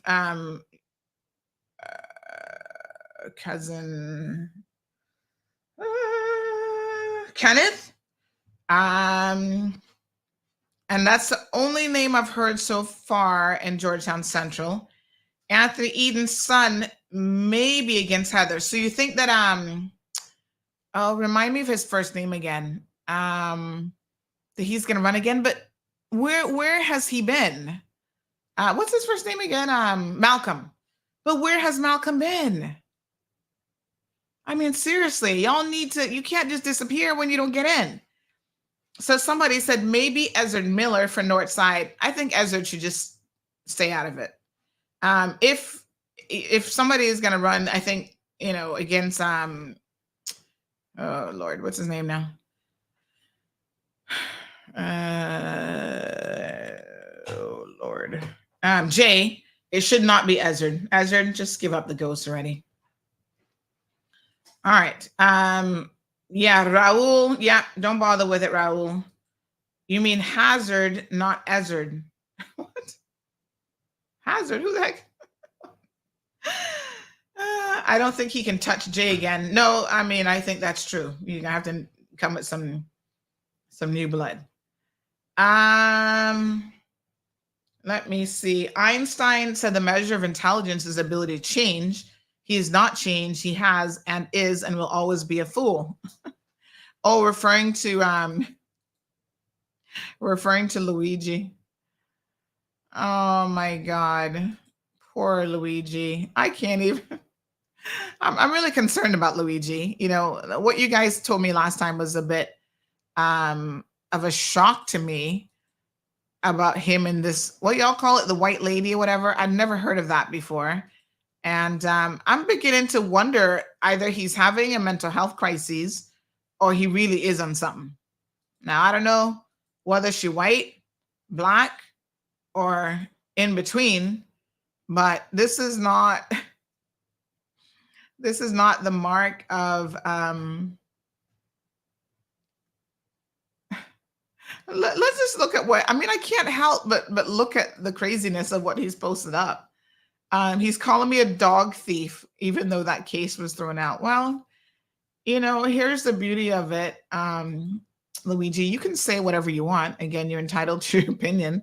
None of it obviously is very factual, which is unfortunate for you.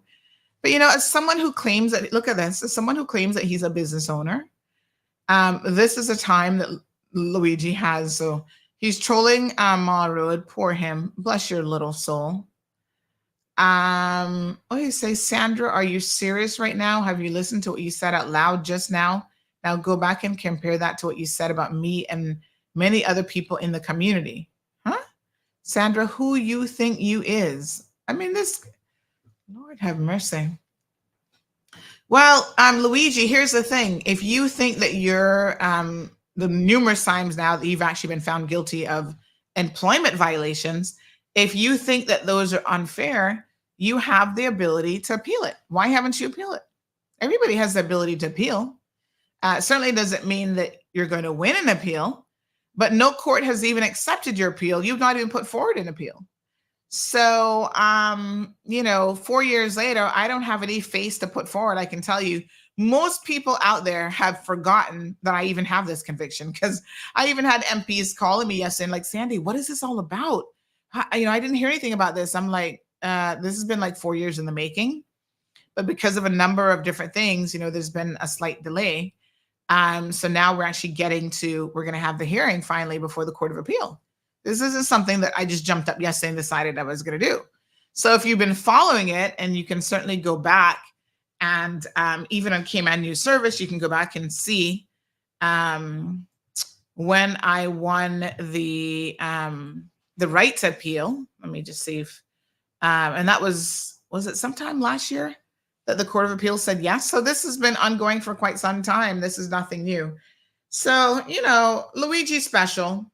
And all we can do is pray for somebody like him, because he doesn't recognize that he has issues, and he keeps looking for attention. And that's unfortunate for him. But caller, good morning. Good morning, Sandy, and good morning to your listeners. Good morning. Well, I was not going to call, but then you mentioned your appeal again. So now it's an excuse. I have to call you because I wanted to say something about that. I know you discussed it a little bit earlier on. Yes. Well, the first thing about that, Sandy, is, well, first of all, to wish you every bit of luck. Thank you. In going to that. But I think what people need to realize is that this is not just about you. Of course not. No, it's not. It's about everybody's freedom of speech, especially in these times when we all all really are some kind of journalist, okay? Instagram, Facebook, you name all the You're social definitely media. all publishers, that's for sure. Exactly, so and I think now I can't discuss, of course, the details of the case, but by way of trying to sensitize the public in terms of the issues that are there, I read the case. I read it from start to finish. I've got a reasonable understanding of the issues, and what I think that the Court of Appeal has to decide in the end is, first of all, when you tell the truth, what they said in your case, they said, no, even if you, like, we won't go into the truth or otherwise of what you were saying. But the mere fact that you used what you used to say what you said, that itself was bullying. What I was trying to find in the judgment was how the judge made the distinction between the truth, which is fine, and the truth, which is liable to a criminal conviction. Yes. I didn't see that he dealt with that issue. So that's one issue. Can I say something to you as someone who's obviously your qualified attorney at law? What I found interesting about that is that and this has always been my position on this case, right? This case is properly a case for, if you think you have a case, it's properly a case for defamation, libel. And because the complainant, Matthew Leslie, knew that he could not, as well as the DPP's office, because remember now, as I said earlier, there's an entire section on defamation in the penal code, but because he knew and they knew they couldn't win that, right? Because it wasn't defamatory. The only bite that they could get at me was this very low-hanging fruit, because this section 91 of the ICTA legislation talks about, you annoy someone. You know how little it takes to annoy someone? In fact, the judge himself, let me highlight something. Again, I'm not trying to, make my legal arguments here because it's not necessary. But one of the things that he said in his judgment, which I thought was so incredibly interesting, is he actually said that he could not find in any legislation anywhere in the world, and certainly not in the UK. In the UK. He could not find any legislation that used this word in a criminal sense of annoy. And so he found that to be very, very telling. And so it was difficult from that perspective, because there's no corresponding legislation where he could say, right, this is how other jurisdictions or other judges or whatever actually interpreted this, because annoying someone is not a criminal offense in any other jurisdiction. Well, I remember reading that very well, because he did say that, well, I can't get any guidance from the UK or anywhere else because this doesn't exist elsewhere. In fact, you are touching on the second point that I was going to make, which is that, this is something that they could have proceeded against, or rather, the person could have proceeded against you in a civil defamation matter. Yes. And he decided that he was not going to do that. Yeah. Now, from the prosecuting angle, what is their policy regarding such matters? In what cases are they going to say, in this case, we will let the person pursue it in a civil way, but in this particular case, we are going to prosecute them criminally? What is the prosecuting policy? Because if there's no prosecuting policy, then it makes it liable to abuse. So it has happened. Let me be very clear. In my humble opinion, it has happened on more than one occasion with me. It's the same thing with the John Felder case.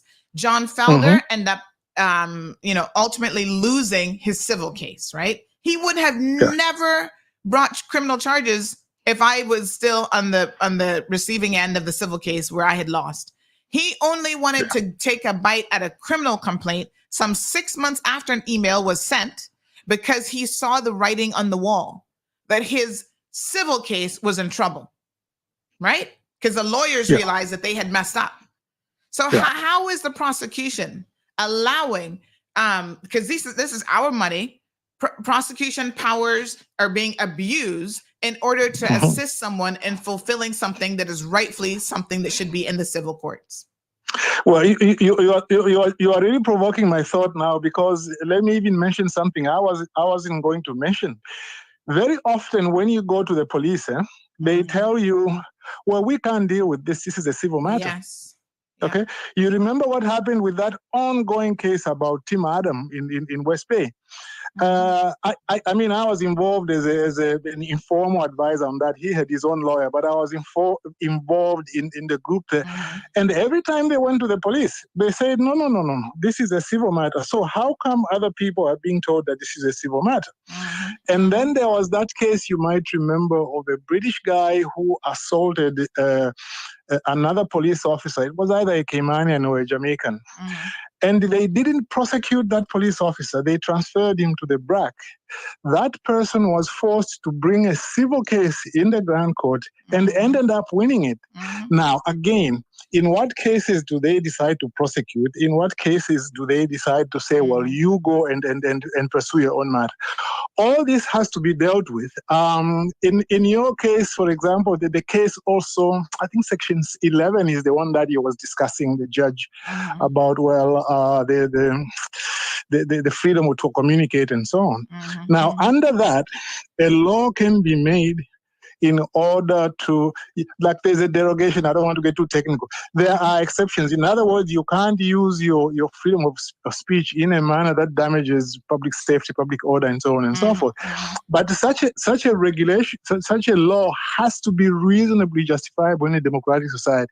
I also felt that the judge didn't sufficiently deal with that, because if I can tell the truth, and you still tell me that this truth is wrong, then how can you say it's reasonably justifiable in a democratic society to limit my speech? So I think those are the issues that it seems to me. Perhaps I know need you to look at my skeleton before I submit it. if you want to do that, just send it. I could give you some second thoughts, because I did read the case in great detail. Just send them to me, and then I'll I read it in great detail. Yeah. I'll WhatsApp you then. I think I actually had messaged you yesterday, but I don't know if it went through. But I'll send you. Okay, you have to message me on my Canada number. My Cayman WhatsApp is off at the moment. So, but my WhatsApp Canadian number is good. I'll send it to you, because you brought up some very, very interesting points. But I mean, one of the critical things is that he wasn't looking at specific intent. He was trying to make the intent extremely broad. And, you know, there are people, there are other lawyers who've looked at that section of the law, and they have said to me, what really is the mens rea that is required under Section 91 of this legislation? Because it doesn't say anything about intent. It says knowingly. And so how far does that go? Anyway, this is a legal argument, and you and I can certainly have it off air. Yeah, of course. Yeah. Okay, just send it to me, and then I'll do my best to send some things back to you. We can discuss it further as well. I appreciate it. All right, my dear. Okay, thank you very, very Bye-bye. much. Yes. And I thank Balika for bringing that up, because a lot of people think, oh, this is about me. Well, yes, there is an element of it that is obviously about me, you know, having this on my record. But there are bigger issues here. Like, one of the things that I'm doing is I'm actually asking the court for clarification as it relates to this legislation. Because if you have legislation that is poorly written and isn't clear in what it is that cabinet intended to do, Parliament intended to do, ultimately, that is a detriment to everybody. You should have legislation that is crystal clear. Ambiguity in law is a deadly thing, right? None of us like to be in the space of knowing, not knowing, you know, what is it that you could be doing that might cross that threshold. There's a lot of things that annoy me every single day, but does that cross the threshold into criminality? You know, does it become a criminal offense? If you're sitting here listening to this program and I say something about atheists or Christians or Donald Trump or whatever, and you're annoyed or you feel harassed by that, you know, where does it stop? Every single time that Alejandro calls in talking about ganja, and I've said enough, but if I allow him to do that, those of you who keep messaging me, Sandy, I'm being harassed by this, I'm being annoyed by this, is that enough to then haul him off to court? I mean, there are much wider issues here. And, you know, I don't expect someone like a Luigi, who's never put his mind to anything academic in his whole life, who mommy and daddy have handed him everything on a little silver plate, and he still can't make a go of it. I don't expect him to look at the bigger picture in our community, in our society. That's fine. Not everybody's capable, but trust me, there are reasons why You don't just let a case sit where it is, especially when it's one about fundamental freedoms of freedoms of speech. I don't have a right to tell you what to say. You can say pretty much whatever you want, as far as I'm concerned. The Constitution, the Bill of Rights gives you that freedom. Now, because you don't like what someone says about you, or you don't like how they said it, there are remedies for that. And the proper remedy for that is something called defamation and libel. And we are one of the few jurisdictions in the world where defamation is actually still a criminal offense. We might be the only jurisdiction in the world where that's still the case. Good morning, caller. Hello, caller? Hi, can you hear me? Oh, yes, I can hear you now. So wrong to me that telling the truth would be considered an offense. That just flies in the face of all logic. I mean, this is the thing that's so crazy. The judge said, whether what you said was true or not doesn't matter. And so whatever evidence you seek to adduce about the truth of what you said, I don't care. I don't need to hear it. And I'm just like, really? It doesn't matter if you speak the truth? I get the impression that that might have more to do with the individual judge than rational thinking judges, because that law seems to be incompatible with the Bill of Rights. It doesn't make any sense that the truth can't be a defense. That is totally illogical. Oh, look, Luigi decided to join us for class this morning. Well, I want to focus on on your particular case, because this is extremely important. Yes. This has to be corrected. And I know that some people might think that it's not that big of a deal, but it is a very big deal. If the truth doesn't matter in a court of law, what other cases are you going to have? Yeah. Oh, yeah. Is your defense. So I wish you the best. Thank you very, very much. I appreciate Take it. care. All right. So Shan, good morning. Says, I'm glad K-Man has you. You truly bring transparency and hold politics accountable for so much. I don't think anyone else can handle that as well as you do. Well, thank you very, very much, Shan. Grace. Live Happy says, now is not the time for young people to squander their years partying into their 30s. The 80s are over. K-Man is about to be pulled from right under them. Marshall says he needs to lay off of that white lady. Luigi, since you're here, this message is for you. He needs to lay off of that white lady. It's messing up the few brain cells that he has left. Moya says, business owner, but correct me if I'm wrong, isn't he always in court for unpaid pensions and overtime? Yeah, this isn't Luigi's first time at the rodeo. And he keeps putting himself in the limelight, despite the fact that he would be well advised if he had any common sense to kind of like just go and focus on work. Get your accounts up to par, up to date, because they're still out of date and you still, I'm sure now, are not paying people like you should be. So, you know, there's a lot Luigi should be focusing on that clearly he's not. But hey, what can I say? Poor Luigi. Luigi. Ay. Thank you so much, Dominique. He says, stay positive, stay correct. You are the gem of K-Man. Love you, K-Man. Thank you. 10 minutes out, Bobo, says Abby. I'm watching the time. I am watching it. But listen, people like Luigi, listen, an after show is wasted on somebody like him. Let's be honest. Him and Hunter, oh my God, like, you know, it's wasted. I know Johan waiting for overtime himself. He's like, ooh, Luigi gonna get lit up again. That's his brother, but he about to get lit up again. Where's Mr. Renard? Can somebody call Mr. Renard, tell him to come get his son? The one that ain't got no sense. Johan says Logic and Flow, please cut access to Auntie Sandy's Bat Cave now. Oh, poor thing. Good morning to Michelle. How are you, darling? Mark says he has more lives than the Luigi and Super Mario. Make him go fool around and end up in court again. He can go jail. Make him keep it up. Luigi, just pay your staff, pay your pension, pay insurance. Stop fooling around with the ladies at work, because I hear that that's your biggest problem too, is you keep screwing your workers, quite literally. And so, you know, it's not a good look, and it gets you in all kind of mixed up and all kind of trouble. And your wife is not going to continue to turn a blind eye to it. One of these days, she'll get sick and tired of you and your shenanigans, and she's going to take half your business. Oh, wait a minute. She can't take your half of your business because it ain't worth nothing. Never mind. Anyway, that was a bad idea. All right. So speaking of people who don't have no sense at all and who want preferential treatment, let's look at this.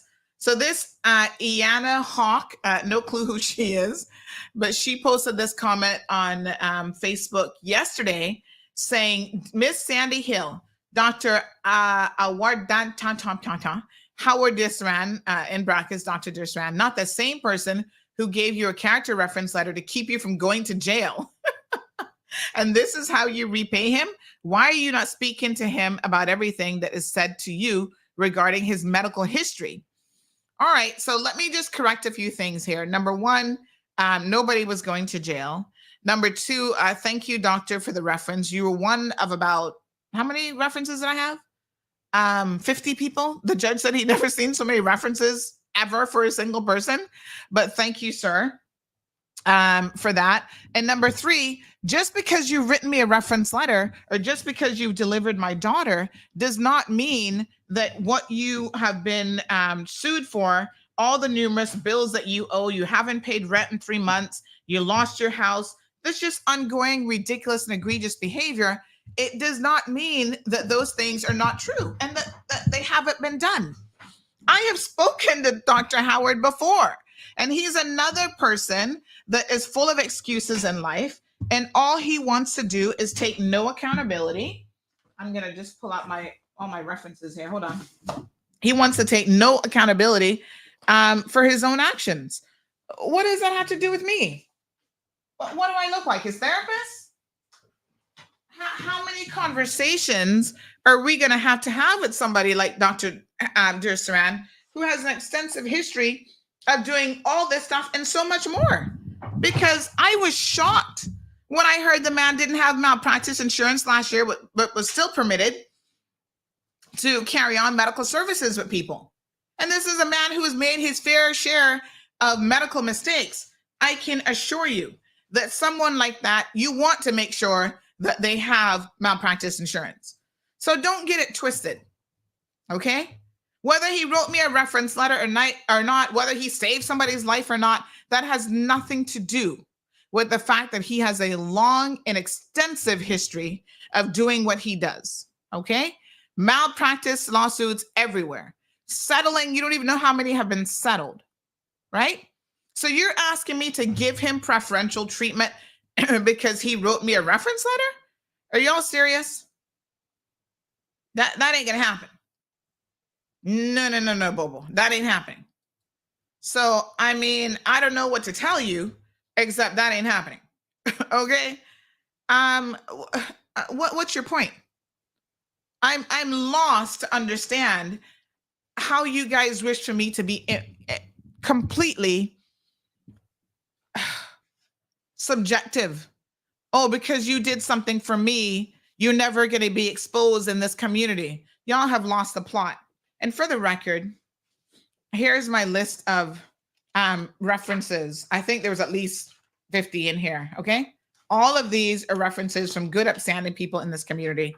If Dr. Dirsaran is in here, I can assure you that he is not the only person who is in here. Here's another, physician and qualified individual. All people from all walks of life, business owners, community leaders,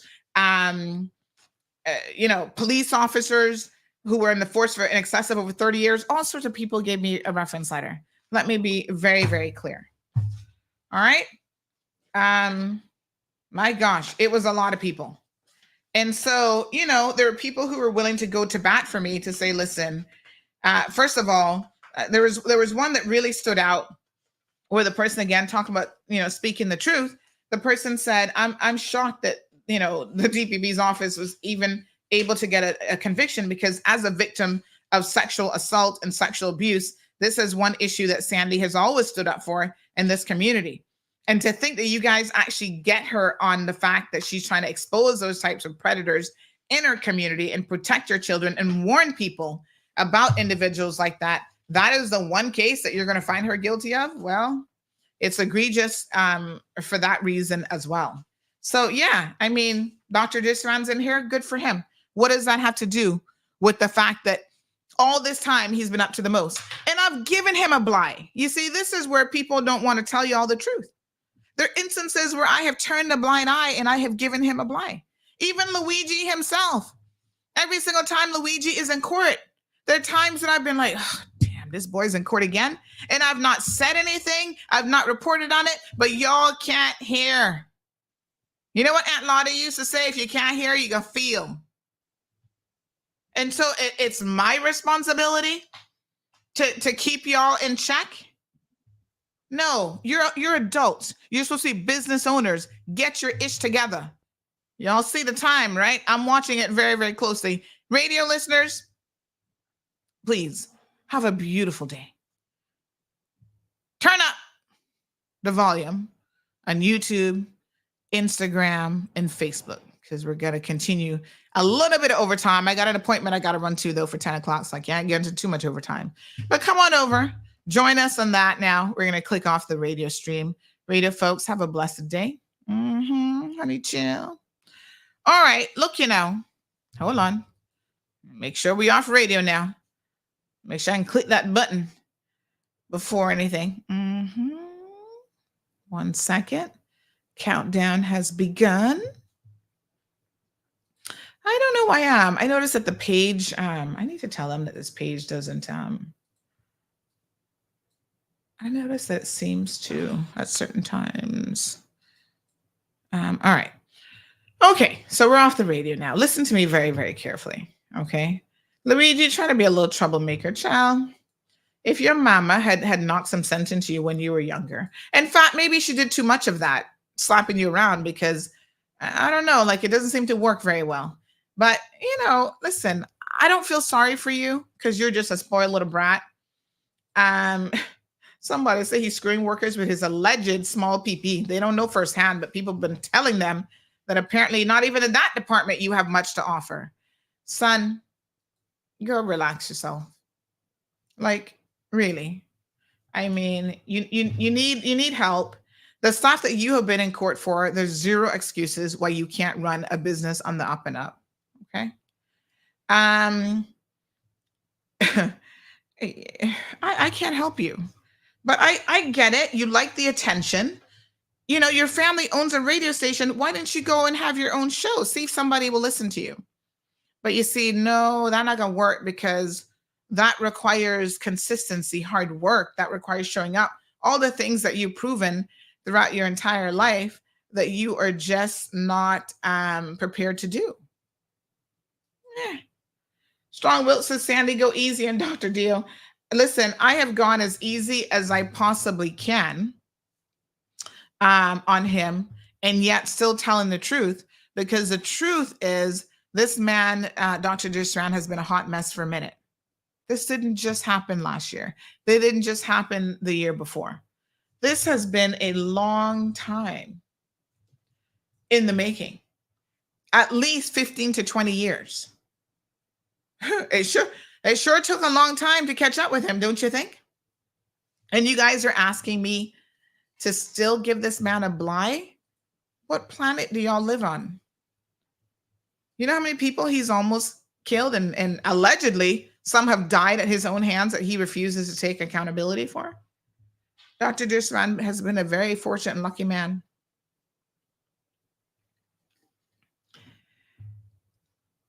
You lose your house, the bank takes it back.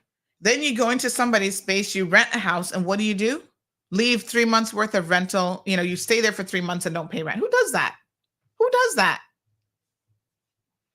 I am struggling, as much as I have liked Dr. Dusran as my own OBGYN, I am struggling to see how this man is actually a good person, because they're just things that you don't do, right? And those things speak to you not just as a professional in your professional capacity, but somebody says that hot girl is Dawn Bryan. I was wondering where she got that name from. Who the hell is Dawn Bryan? I struggle to think that you could actually be a good person and do some of the things that you have done. It doesn't make any sense. Like the two, at some point, you do have to question the individual's integrity. So if you're a business person like Luigi who refuses to pay your staff, right? At some point, you've got to say, not only is he not a good business person, he's probably not a good person, because he's getting paid. He's taking family vacations. He's going to Canada.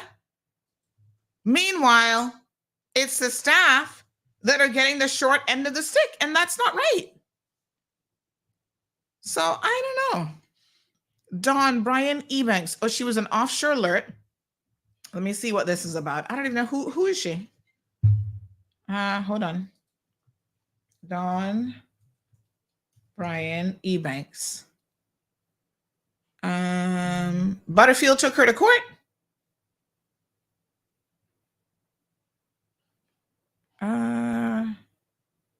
Okay, hold on. Let me see. Dawn Bryan Keyman. And she sued Monroe David Ebanks. That's the child molester? Oh. So is she related to him? Hold on. Let's look at the evidence here. So she sued him, Grand Court of the Cayman Islands. Let me just have a look.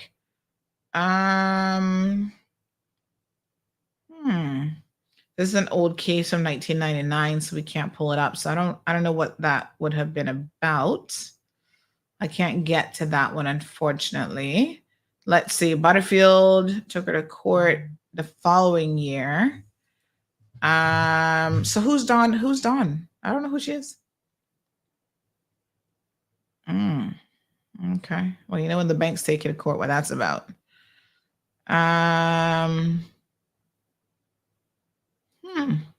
Okay, I still don't know who she is.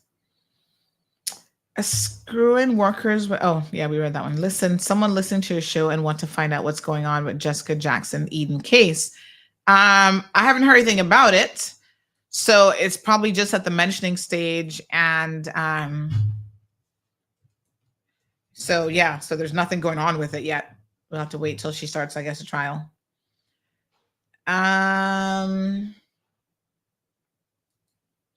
All right. Well, again, you're asking me to do something that I can't do. I mean, and Live Happy says, Ayanna Hawk's comment and that type of thinking is what breeds corruption. Exactly.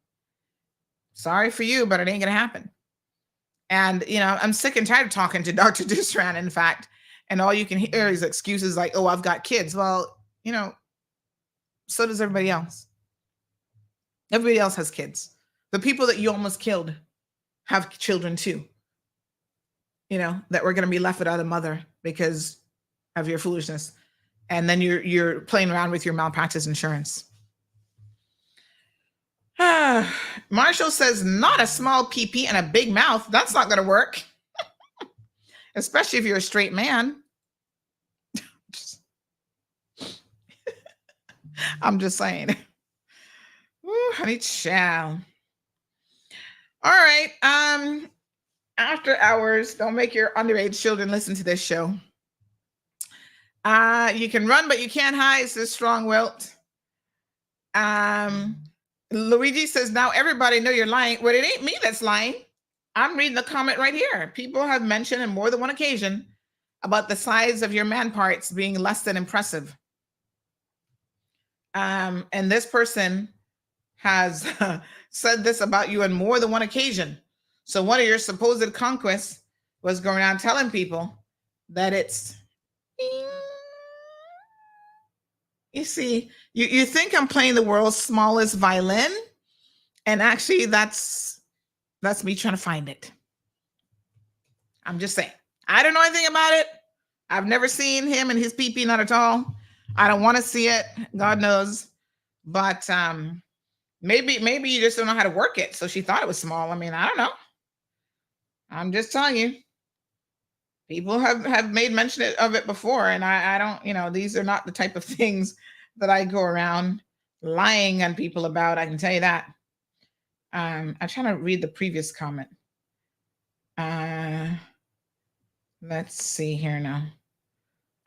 Girl, you're gonna get me fired today, says this person. And they're laughing out loud at work. I'm trying to find the PP comment again that was sent to me months ago.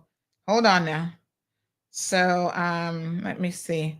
Let me see. Where was that PP comment again? Let me find it. Yes, here we go. This is back in May. This person says, hey, yes, I know you don't believe me, but hold on, I can find it for you. Because you think I got time to be talking about you and your small PP? No, honey child. And they said, leave poor Mr. Small PP alone. So that was about you again. Right. So this is what was said. I'm going to screenshot it minus the person's name. And trust me, I had to, I was mind blown when they said this about you. Because I don't know, maybe you and Johan not really family after all, because Johan's always bragging about his man parts, which again, maybe that's not true either. Now I'm beginning to wonder how this really go. But anyway, he can say you got that from your mama. Anywho, this is what the person said. I'm not making this up. This is back in May. And they say, Minister Brian's aunt. That's Minister Brian? I don't even know who these people are. All right, so this is what was said about Luigi. And I'm just telling y'all like I got it. I have no way of verifying this one way or the other. And trust me when I tell you, I don't care to verify it. But they said, this isn't the first time I'm hearing about him being disrespectful to staff. And I said, nope, he does it all the time. And the person goes on to say, I heard he cheats on his wife and he has a small pee-pee. And I was like, then they say coming from the woman he was cheating on with her. And my mind blown emoji and laughing emoji. I was like, what? Luigi, say it ain't so. And she said, yeah, she said that she could only give him a BJ. Oh my God. Y'all are just too much. This is ridiculous. I'm like, what? No, sir. Maybe that's part of your problem. Because, when things are lacking in that department, at times you try to compensate in other areas. So I don't know. I'm not sure what the diagnosis is really. Jim wants to know if it's necessary. Well, ask Luigi. He's here wanting to have the conversation. Simple C says, why talk about it then? Maybe he's a grower, not a shower. What the hell does that mean? What does that even mean? Oh my God. Anyway, he'll be fine. Either way, he'll be fine. Some men don't have it and they'll still be fine because, women will fall into bed with them just for what they can get financially or otherwise. So I don't know. I'm not here to be an expert in that department. Shaka Zulu says Don Bryan is Minister Bryan's aunt. But I don't know who that's not the name as you see there. So I have no way of confirming who that person is. Ingrid. What a hot mess. Anyway, Luigi, listen, no one is deflecting. Your comments have been fully addressed. I can assure you of that. And listen, since you love the attention, I'm going to make a suggestion to you. Now, I know you can't come over to Bobo and get your own show because your family members would be upset about that because your family has their own radio station. So I understand that Star 92.7 has some openings. You can, do a segment over there. Apply. I'm sure Renegade will have no choice but to give you the job because of who you are. he couldn't turn you down. So go ahead and do a show. Maybe do an after dark show, like at night, when you seem to really be turning up on some special sauce. All right. So like my grandma used to say, size doesn't matter. And we should stop talking about who pee big and who pee small. Yes, sir. Men are usually well endowed, usually don't have that conversation. I mean, who are they trying to impress? Ole. Oh my God, I work in cubicles. I almost pissed my pants. Don't get me fired because I ain't got no husband.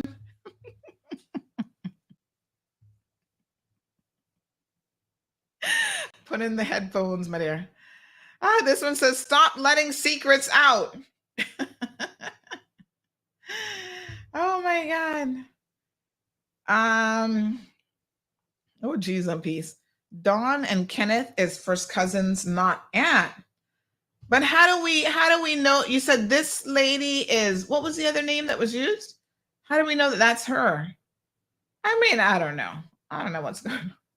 Good morning. I need the gentleman's number. Which gentleman again? Remind me who again?